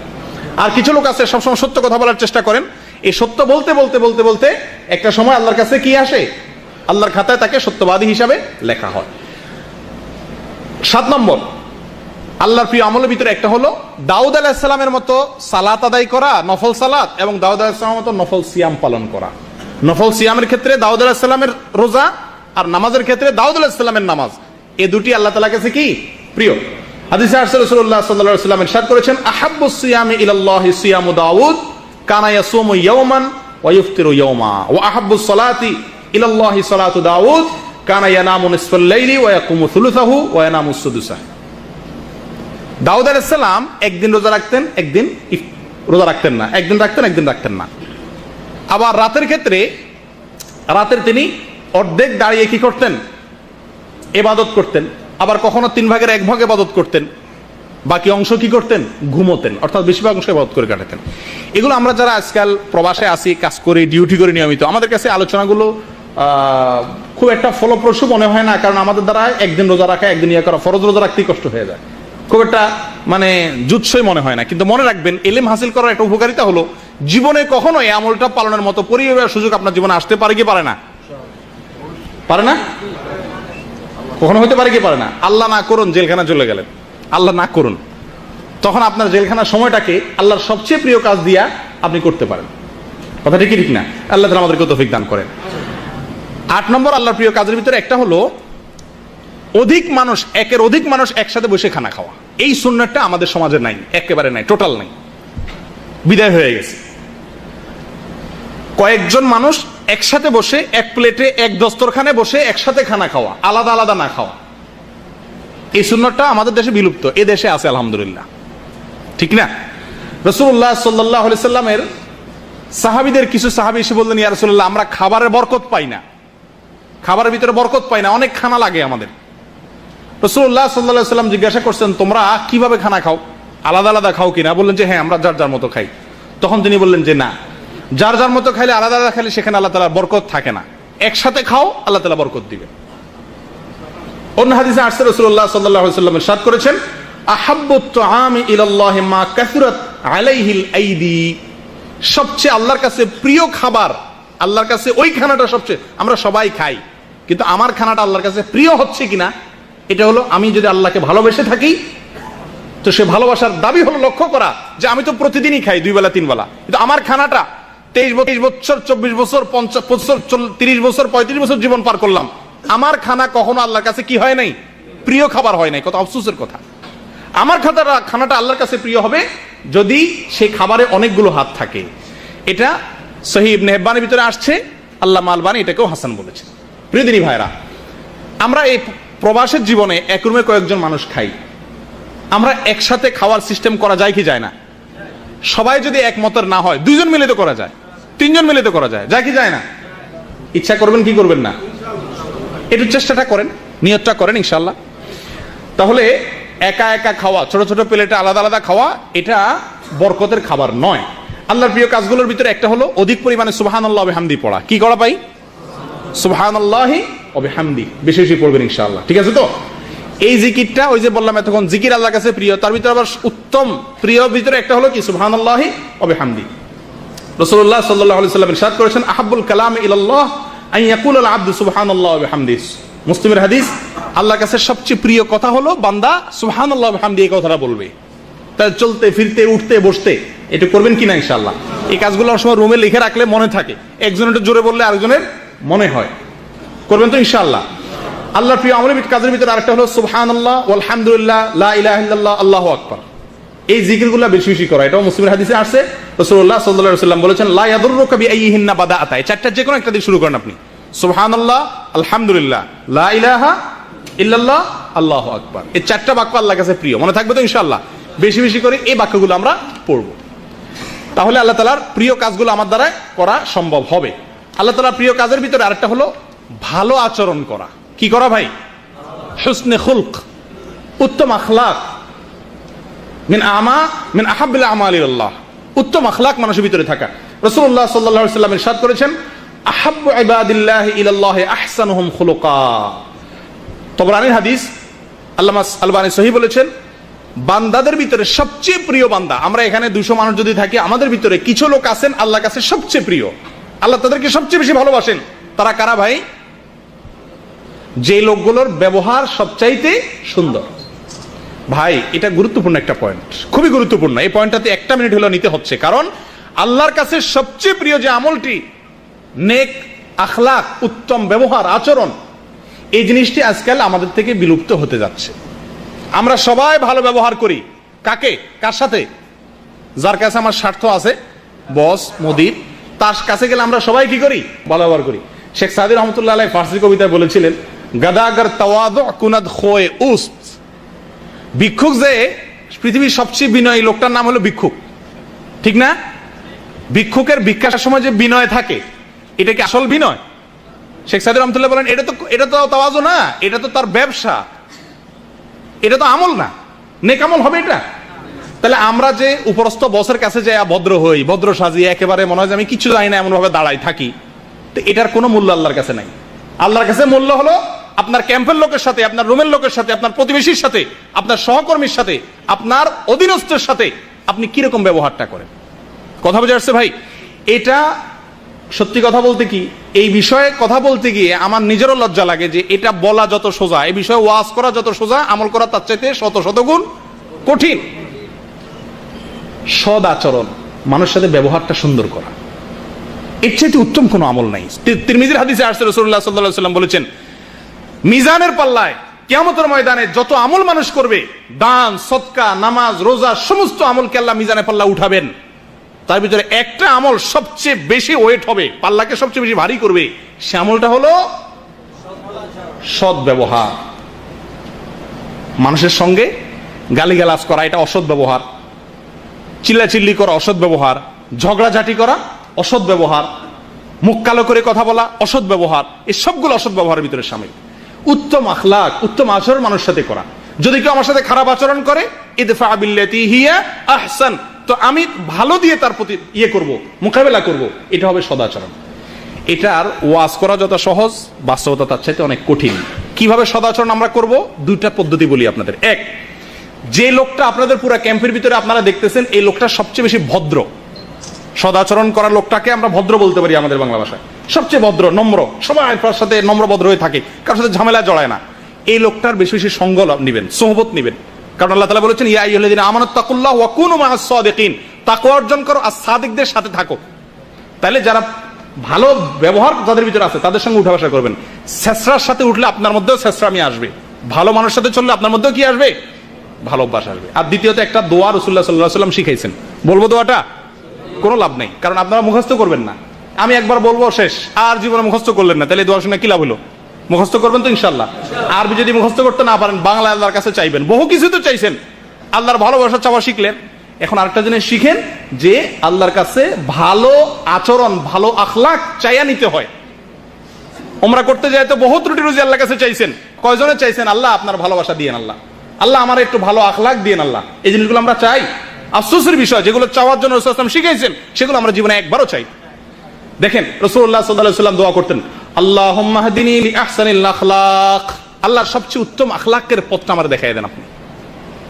আল্লাহুম্মা হদিনি লিআহসানিল আখলাক ওয়া লা ইয়াহদি লিআহসানিহা ইল্লা আনত। আপনি ছাড়া কেউ সঠিক ভালো আখলাকের পথ দেখাইতে পারবে না। ওয়াসরিফ আন্নি সাইয়্যাহা, আর খারাপ আখলাক, বদ আখলাক, খারাপ চরিত্র, বদ স্বভাব, অভদ্রতা থেকে আপনি আমাকে হেফাজত করেন। ওয়ালা ইয়াসরিফু সাইয়্যাহা ইল্লা আনত, আর বদ অভ্যাস থেকে আপনি ছাড়া কেউ রক্ষা করতে পারে না। তিরমিজির হাদিস। তাহলে ভালো মানুষের সাথে চলবো আর আল্লাহর কাছে দোয়া করবো ইনশাআল্লাহ। করবো তো? বদ আখলাক যদি হয়ে যায় নিজেকে নিজে শাস্তি দেব, শাসন করব, এক সময় ইনশাআল্লাহ আমার আখলাকের ভিতরে পরিবর্তন হবে। বিশেষ করে এই পয়েন্টটার জন্য আমি দোয়া চাই আপনাদের কাছ থেকে। আল্লাহ আমাকে, আপনাদেরকে, সকলকে, আমাদেরকে, সকল মানুষের কাছে, অধীনস্থ হোক আর উপরস্থ হোক, সকলের কাছে আমাদেরকে উত্তম আখলাকি হওয়ার তৌফিক দান করেন। ভাই, এই জিনিসটা আমাদের নবী করিম সাল্লাল্লাহু আলাইহি ওয়াসাল্লামের অন্যতম বৈশিষ্ট্য ছিল, উত্তম আখলাক। মনে রাখবেন, নামাজি হওয়া সহজ, বিশ্বাস করেন রোজাদার হওয়া সহজ, হজ করা সহজ, নেক আখলাকি হওয়া সহজ নয়। বদ আখলাকি একজন মানুষ নিজেকে নেক আখলাকি বানানো, এটা অনেক কঠিন কাজ। করবেন তো ইনশাআল্লাহ? আমরা চারিত্রিক সনদপত্র নেই আমাদের দেশে মেম্বার, চেয়ারম্যান, কমিশনারের কাছ থেকে, না? চারিত্রিক সনদপত্র দেয় না? আপনারা বিদেশে আসতে লাগে না পাসপোর্ট বানাইতে? চারিত্রিক সনদপত্র দেয়। চেয়ারম্যান সাহেব, মেম্বার সাহেব আমার চরিত্রের কি জানবে? উনি চরিত্রের সনদপত্র দিচ্ছে। আরে রাসূলুল্লাহ সাল্লাল্লাহু আলাইহি ওয়াসাল্লাম বলেছেন, ওয়া আকরামুকুম আকরামুকুম ইলা আহলিহি, যে ব্যক্তি তার পরিবারের লোকের কাছে সবচেয়ে ভদ্র, সেই সবচেয়ে বেশি ভদ্র, সে আসল ভদ্র। চারিত্রিক সনদপত্র নেওয়ার যদি কোনো নিয়ম থাকতো তাহলে উচিত ছিল বউয়ের কাছ থেকে আগে নেওয়া, কারণ আমার ব্যবহার কত ফেরেশতার মতো এটা দুনিয়ার সবচেয়ে বেশি জানে কে? ম্যাডামে। বুঝেন নাই? বাহিরে তো অনেক মিষ্টি মিষ্টি হাসি মানুষের সামনে দেন, বইয়ের সামনে যাই আপনার আসল রূপটা প্রকাশ পায়। ভাই বোন ছোট তাদের সাথে প্রকাশ পায়, পরিবারের লোকদের সাথে প্রকাশ পায়, রুমের লোকদের কাছে প্রকাশ পায়। যারা তাদের রুমের লোকদের কাছে, যাদের মধ্যে বসবাস করে, তাদের কাছে যারা ভদ্র, তারাই হলো কি? আসল ভদ্র। আল্লাহ তাআলা আমাদের সকলকে আসল ভদ্র হওয়ার তৌফিক দান করেন। প্রিয় দিনী ভাইরা, আল্লাহ তাআলা প্রিয় কাজের মধ্যে থেকে একটা হলো জনকল্যাণমুখী হওয়া, মানুষ উপকারে আসে এরকম কাজ করা। এ সম্পর্কেও ইবনে আবিদ দুনিয়ার একটা হাদিস আসছে, আল্লামা আলবানী হাসান বলেছেন যে মানুষের ভিতরে সবচেয়ে প্রিয় মানুষ আল্লাহর সে ব্যক্তি যে ব্যক্তি মানুষের উপকারে আসে। অনেকগুলো কথা আসছে হাদিসে, সংক্ষেপে হলো মানুষের উপকারে আসে। আল্লাহ তাআলা প্রিয় আমলের ভিতরে অন্যতম একটা আমল হলো আল্লাহ তাআলা ফরজ আমল সমূহকে ভালোবাসেন। হাদিসে আসছে রাসূলুল্লাহ সাল্লাল্লাহু আলাইহি ওয়াসাল্লাম বলেছেন, আহাব্বু ইলাইয়া ওয়া মা তাকাররাবা ইলাইয়া আবদুন বিশাইইন আহাব্বু ইলাইয়া মিম্মা আফতারাজতু আলাইহি। সহিহ বুখারীর হাদিস। আল্লাহ রাসূল সাল্লাল্লাহু আলাইহি ওয়াসাল্লাম বলেন, বান্দা ফরজ কাজগুলো যখন করে তো ওইটা থাকে আমার সবচাইতে প্রিয়। ফরজ কাজগুলো হলো আমার সবচাইতে প্রিয়। আমরা অনেকে অনেক নফল কাজ করি, ফরজে গাফলতি আছে, পাঁচ ওয়াক্ত সালাতে গাফলতি আছে, কিন্তু অনেক ভালো কাজ করি, আসি না এরকম? মনে রাখবেন, সবচেয়ে গুরুত্বপূর্ণ হলো আমার কাছে পাঁচ ওয়াক্ত সালাত, এর চেয়ে গুরুত্বপূর্ণ কোনো আমল নাই। এই জন্য ফরজ কাজগুলোর দিকে বিশেষ ইহতিমাম করা। আর আল্লাহ তাআলার ভালোবাসা বা পছন্দের তালিকার ভিতরে আরো অনেকগুলো পয়েন্ট আছে, আমরা সংক্ষেপে বলে যাই শুধু। আল্লাহ তাআলা হাদিসের ভিতরে আসছে, রাসূলুল্লাহ সাল্লাল্লাহু আলাইহি ওয়াসাল্লাম বলেছেন, ইন্নাল্লাহা ইউহিব্বুল আবদাত তাকিয়াল গানিয়াল খাফি। আল্লাহ তাআলা ওই বান্দাকে পছন্দ করেন যার ভিতরে তিনটা গুণ আছে। এক হলো তাকি, অর্থাৎ মুত্তাকি, এতক্ষণ যেটা বুঝলাম, আল্লাহর ভয়ে হারাম কাজের ধারে কাছে যায় না, ভালো কাজ করে। দুই নম্বর হলো গনি, গনি মানে কি? ধনী। ধনী ধনী বলতে মালদার না, এটা সেই ধনী না। হাদিসে আছে আল গিনা গিনান নফস, যার মনটা কি? বড়। কেউ কিছু বললেই একেবারে ফেটে পড়ে রাগ হয়ে যায় না, মনটা অনেক বড়, মাফ করে দেয়। বুঝেন নাই? এই মানসিকতা যার ভিতরে আছে। আল খাফি, যে ব্যক্তি কাজ করে ইখলাসের সাথে, নিজেকে প্রকাশ করতে চায় না, এই লোকগুলো আল্লাহর কাছে প্রিয়। অন্য একটা হাদিস আসছে মুসনাদ আহমদের ভিতরে, আল্লাহ তাআলার কাছে প্রিয় কি? ইউহিব্বুল্লাহুর রাজুল ইন্নাল্লাহা ইউহিব্বুস সামহাল বাই সামহাশ শিরা সামহাল কাদা। তিরমিজির হাদিস। অর্থাৎ রাসূলুল্লাহ সাল্লাল্লাহু আলাইহি ওয়াসাল্লাম ইরশাদ করেছেন, বান্দা যখন বেচা কিনা করে, যখন কেনা করে, বেচে, নয় কিনে, নয় বিচার, এই তিনও কাজে ক্ষমা দৃষ্টিতে দেখে। এটাও আমাদের জীবন ঘনিষ্ঠ একটা বিষয়। আপনি যখন কিছু বেচতে যাবেন তখন একটু কাটছাট করে দেওয়া মূল্যের ভিতরে, যখন কিনতে যাবেন তখন ওই ছোট লোকই না করা, চেরা না আটানোর জন্য। রিক্সাওয়ালার থেকে 1 টাকা 5 টাকা বেশি পাওনা আছেন, ছেড়ে দিলেন, এই বান্দাকে আল্লাহ ভালোবাসেন। একেবারে না আমার পাই পাই চাই, এটাকে আল্লাহ পছন্দ করেন না। আর বিচারের ক্ষেত্রেও ছাড় দেওয়ার মানসিকতা যার আছে তাকে আল্লাহ পছন্দ করেন। ভাই এটা সবচেয়ে গুরুত্বপূর্ণ পয়েন্ট। আমাদের মধ্যে ঝগড়াঝাটি টুকটাক চলতে গেলে একসাথে লাগে কি লাগে না? সবার সাথে সবাই লাগে, মানুষ হিসেবে লাগবেই। এই ঝগড়াঝাটি লাগবে সবার ভিতরেই, কিন্তু তাদের ভিতরে উত্তম হলো ওই ব্যক্তি যে লোকটার ছাড় দেওয়ার মানসিকতা আছে। ছাড় কি ভাই? গালি তো সে আগে দিছে, আচ্ছা ঠিক আছে আমি মাফ করে দিলাম ভাই। এই লোকটা সবচেয়ে আল্লাহর কাছে প্রিয়। স্পেশালি আরেকটা পয়েন্ট হলো আল্লাহ তাআলার কাছে প্রিয় হলো ক্ষমাশীলতা। কোনটা প্রিয়? ক্ষমাশীলতা। যে মানুষকে ক্ষমা করতে জানে তাকে আল্লাহ তাআলা কি করেন? ভালোবাসেন। আল্লাহুম্মা ইন্নাকা আফুউন তুহিব্বুল আফওয়া, একটা দোয়া আছে না সবে কদরে পড়ার দোয়া। আল্লাহ আপনি ক্ষমাশীল, আর ক্ষমাকে আপনি কি করেন? ভালোবাসেন। যারা ক্ষমা করে তাদেরকে আল্লাহ তাআলা ভালোবাসেন। কোরআনে কারীমে আল্লাহ তাআলা নেককারদের গুনাহগুণ বলতে গিয়ে আল্লাহ বলেন ওয়া ইযা মা গাদিবু হুম ইয়াগফিরুন, তারা যখন রাগ আসে তখন ক্ষমা করে। রাগ আসলে আমাদের বেশিরভাগ মানুষ আমরা বলি, একটা কমন ডায়ালগ আছে আমাদের সবার, সেটা কি? আমার মাথা ঠিক থাকে না। জি, মাথা ঠিক থাকে না, এই টাইপের পাবলিক দুনিয়াতে বহুত আছে। ওই পাবলিকে আল্লাহর প্রিয় যার মাথাটা কি থাকে? ঠিক থাকে। মনে রাখেন এই যুগে মুসা আলাইহিস সালামের মতো মেজাজের লোকের অভাব নাই। ওইরকম সবাই মানে দাবি করে যে আমি মুসা আলাইহিস সালামের মতো। অন্যায় দেখলে আমার মাথা কি থাকে না? ঠিক থাকে না। উনি নিজে কিন্তু গুনাহের কাজ করেন ঠান্ডা মাথায়, আরেকজন অন্যায় দেখলে কি থাকে না? আর মাথা ঠিক থাকে না। এগুলো সব শয়তান এই সমস্ত বুদ্ধি দেয়। মনে রাখতে হবে রাগ হলে যে কোনো রাগের মুহূর্তে কি করতে হবে? ঠান্ডা থাকতে হবে। আল্লাহ তাআলা বলেন ওয়াল কাযিমিনাল গায়যা ওয়াল আফিনা আনিন নাস আল্লাহু ইউহিব্বুল মুহসিনিন, যারা নিজেদের রাগকে সংবরণ করে এবং মানুষকে ক্ষমা করে আল্লাহ তাদেরকে ভালোবাসেন। আবু বকর রাদিয়াল্লাহু তাআলা আনহুর মেয়ে রাসূলুল্লাহ সাল্লাল্লাহু আলাইহি ওয়াসাল্লামের স্ত্রী আয়েশা রাদিয়াল্লাহু তাআলা আনহা সম্পর্কে আপনারা সবাই জানেন, একবার মুনাফিকরা একটা দুর্নাম ছড়ায় দিছিল, জানেন তো? সূরা নূরে বিস্তারিত। আবু বকর রাদিয়াল্লাহু তাআলা আনহু তার নিকট আত্মীয় মিস্তাহ নামে একটা লোক, সেও ওই দুর্নামকারীদের দলে যোগ দিয়েছিল না বুঝে, কিন্তু মুসলমান ছিল খাঁটি। তাকে মাসিক একটা দান করত। আমরা অনেক সময় দেশে দিই না। উনি কসম খাইছেন যে আমি তোকে আর দান করবো না, কারণ আমার মেয়ের, আমার সারা জীবন তোরে দান করলাম আমি, আমার দান খাই আমার মেয়ের বিরুদ্ধে ষড়যন্ত্রে তুই যোগ দিলি। কসম খাইছেন। আর কি আল্লাহ তাআলা আয়াত নাযিল করছেন, এই পাশাপাশি আয়াত নাযিল করছেন ওয়ালা ইয়াতালি উলুল ফাদলি ইলা আখিরিল আয়া, যারা আল্লাহর জন্য দান করে তারা রাগের কারণে যেন কি না করে, ওই পথ থেকে ফিরে না আসে। রাগ আমাদেরকে অনেক খারাপ পথে নিয়ে যেতে পারে, সমস্ত হারাম কাজ করা যায় রাগের মাধ্যমে। অতএব রাগ থাকা ভালো, কিন্তু কন্ট্রোল থাকতে হবে। কন্ট্রোল ছাড়া রাগ হারাম। কন্ট্রোল ছাড়া রাগ কি? যাদের রাগের লাগাম নাই সেরকম রাগ করা হারাম। রাসূলুল্লাহ সাল্লাল্লাহু আলাইহি ওয়াসাল্লাম এক সাহাবীকে বলছেন লা তাগদাব লা তাগদাব লা তাগদাব, নিষেধ করেছেন তুমি গোসা করবে না, গোসা করবে না, গোসা করবে না। অর্থাৎ আনকন্ট্রোল, নিয়ন্ত্রণহীন রাগ। রাগ উঠলে আমার মাথা ঠিক থাকে না, যা তা করে ফেলি। মনে রাখবেন এই লোকের চিকিৎসার দরকার আছে, চিকিৎসার দরকার আছে। রাগ কন্ট্রোল কিভাবে করব তার জন্য অনেকগুলো উপায় আছে। যখন রাগ উঠবে তখন দাঁড়ানো অবস্থা থাকলে বসে যাবো, হাদিসে আসছে। বসা অবস্থা থাকলে শুয়ে যাবো, ওযু করব। এগুলো সব যদি রাগ আসে রাগকে কমানোর একটা উপায়। বিসমিল্লাহ পড়বো, আউযুবিল্লাহ পড়বো, এগুলো সবগুলো রাগ আসার, রাগ কমানোর একটা পদ্ধতি। এক সাহাবীর রাগ আসছে, রাসূলুল্লাহ সাল্লাল্লাহু আলাইহি ওয়াসাল্লাম দূর থেকে দেখছেন, দেখা উনি বলতেছেন আমি এমন একটা বাক্য জানি যে বাক্যটা বললে এই লোকটার রাগটা এখন ঠান্ডা হয়ে যাবে। সেটা কি? আউযুবিল্লাহি মিনাশ শাইতানির রাজিম। দূরে থেকে বললেন, কিন্তু আমরা হলে কি বলতাম? রাগ হলে ওই রাগ অবস্থায় যায় লোকেরা বলতাম এই মিয়া আউযুবিল্লাহ পড়ো, আউযুবিল্লাহ পড়ো, যে ঠাড়া এনে একটা আপনারা মেরে বসতো, রাগ আরো বাড়তো, ঠিক না? রাসূলুল্লাহ সাল্লাল্লাহু আলাইহি ওয়াসাল্লাম কৌশল দেখেন, তাকে শুনায়া শুনায়া দূরে থেকে আরেকজনকে বলতেছে ভাই শুনছো এই যে লোকটার রাগ উঠছে, এমন একটা কালিমা আমি জানি যেটা পড়লে তার রাগ কমে যাবে। কত সুন্দর পদ্ধতি। তাহলে আমাদের মধ্যে কারোর যদি ঝগড়াঝাটি লাগে তো দূরে থেকে আমরা এটা বলবো, যাতে করে সে শুনে এটা পড়ে, সঙ্গে সঙ্গে তার রাগের মিটার ইনশাআল্লাহ কমে যাবে। আল্লাহ তাআলা আমাদের রাগগুলোকে কন্ট্রোল করার তৌফিক দান করেন। বা আল্লাহ তাআলার প্রিয় আমলের ভিতরে অনেকগুলো তালিকা আছে, যে বললাম বলে শেষ করা যাবে না, কিন্তু আমাদের সময় আর আমাদেরকে দিচ্ছে না। অতএব শেষের দিকে যাচ্ছি, আর দুইটা তিনটা পয়েন্ট বলে শেষ করি। আল্লাহ তাআলার কাছে প্রিয় কাজ হলো ইতকান, ভালোভাবে কোনো কাজ করা। হাদিসে আসছে রাসূলুল্লাহ সাল্লাল্লাহু আলাইহি ওয়াসাল্লাম বলেন ইন্নাল্লাহা ইউহিব্বু ইযা আমিলা আহাদুকুম আমালান আন ইউতকিনাহু, কোন কোন হাদিসে আসছে আন ইউহসিনা, তোমাদের মধ্যে কেউ যখন কোনো কাজ করে এটা ভালোভাবে যেন করে। এই একটা রোগ আমাদের ভিতরে আছে, কাজকে অর্ধেককে রাখি। নামাজ পড়ি ঠিক আছে, কিন্তু ভালোভাবে পড়ি না, তাড়াহুড়া করে পড়ি, করি না? রোজা রাখি ঠিক আছে, রাখি আবার টেলিভিশন রাখি দেখি, তাহলে কাজটা ভালোভাবে, রোজাটা ভালোভাবে হলো না। রোজা রাখি আবার গীবত করলাম, গুনাহের কাজ করলাম। আল্লাহ তাআলা পছন্দ হলো তুমি যেটুকু আমল করো ওইটুকু আমলকে কি করো? ভালোভাবে করো, সঠিকভাবে করো, মজবুত ভাবে করো। কারণ কোরআনে কারিমে আল্লাহ তাআলা বেশি আমল করতে বলেন নাই ভাই। কিয়ামতের ময়দানে আমাদের জিজ্ঞাসা করবে না কার আমল কত বেশি। আমাদের কাছে আল্লাহ তাআলা চান কত সুন্দর আমল হয়। যেটুকু করি ওটুকু কি হইতে হবে? ফ্রেশ হতে হবে। নামাজ পড়বো ধীরে ধীরে, রোজা রাখবো তো রোজা রেখে কোনো গুনাহের কাজ করবো না, মিথ্যা কথা বলবো না, ঝগড়াঝাটি করবো না, গীবত শিকায়ত করবো না, টেলিভিশন দেখবো না। আসতেছে রমজান মাস, নিয়ত করবেন তো ইনশাআল্লাহ, পাক্কা ইরাদা করবেন। যেটুকু করবো সেটুকু ভালোভাবে করবো। দেখেন ইসলাম সব জিনিসকে ভালোভাবে করতে বলে। এমনকি জবাই করার ক্ষেত্রে রাসূলুল্লাহ সাল্লাল্লাহু আলাইহি ওয়াসাল্লাম বলছেন ওয়া ইযা যাবাহতুম ফাআহসিনুজ যাবহাতা, জবাই করো সেটাকেও সুন্দরভাবে করো, যেন তেন ভাবে করে না যেটা তো পশু তো মারাই যাবে, ঠিক আছে, যেমনি সেমনি করি না। ধার দিয়ে নাও ছুরিকে, যাতে করে তার কষ্টটা কম হয়। তাহলে সব কাজে ইসলাম আমাদেরকে সুন্দর করে করতে বলে, ভালোভাবে করতে বলে। করবেন তো ইনশাআল্লাহ।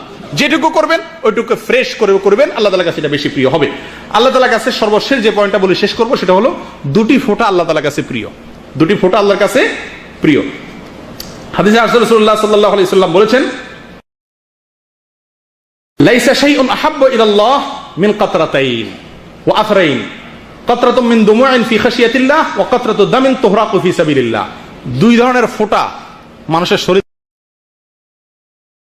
এর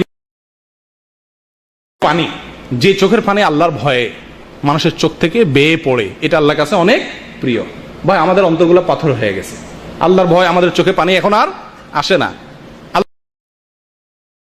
আমাদের আসা যাওয়া হয় না, উঠা বসা হয় না, ঈমান নবায়ন করা হয় না, যার কারণে আল্লাহর ভয়ে চোখের পানি কয়বার পড়ছে আমাদের জীবনে। ভাই বহু মানুষ আছি আমরা, বহু কপাল পড়া আছি জীবনে, আল্লাহর পাকড়াও, আল্লাহর আযাব, আল্লাহর গজবের ভয়ে চোখের পানি কখনো আসে নাই। মনে রাখবেন চোখের পানি আসা এটা সৌভাগ্যের আলামত। হাদিসে আসছে দুর্ভাগা, কপাল পোড়া, জাহান্নামী হওয়ার আলামতের মধ্যে থেকে একটা হলো চোখ শুকিয়ে যাওয়া, চোখে পানি না আসা। আল্লাহ আমাদের সকলের অন্তরগুলোকে নরম করে দেন। আল্লাহর ভয়ে যেন আমাদের চোখের পানি আসে, আমরা যেন আল্লাহর কাছে ক্ষমা চাই, আল্লাহর আযাবের ভয়ে যেন আমরা ভীত থাকি, এবং সেই ভয় আমাদেরকে অনেক দূর নিয়ে যাবে। প্রিয় দিনী ভাইয়েরা, জীবনে বহু কাঁদা আমরা কেঁদেছি, বহু চোখের পানি আমরা সবাই ফেলেছি। আল্লাহর কসম পরীক্ষা করে দেখেন,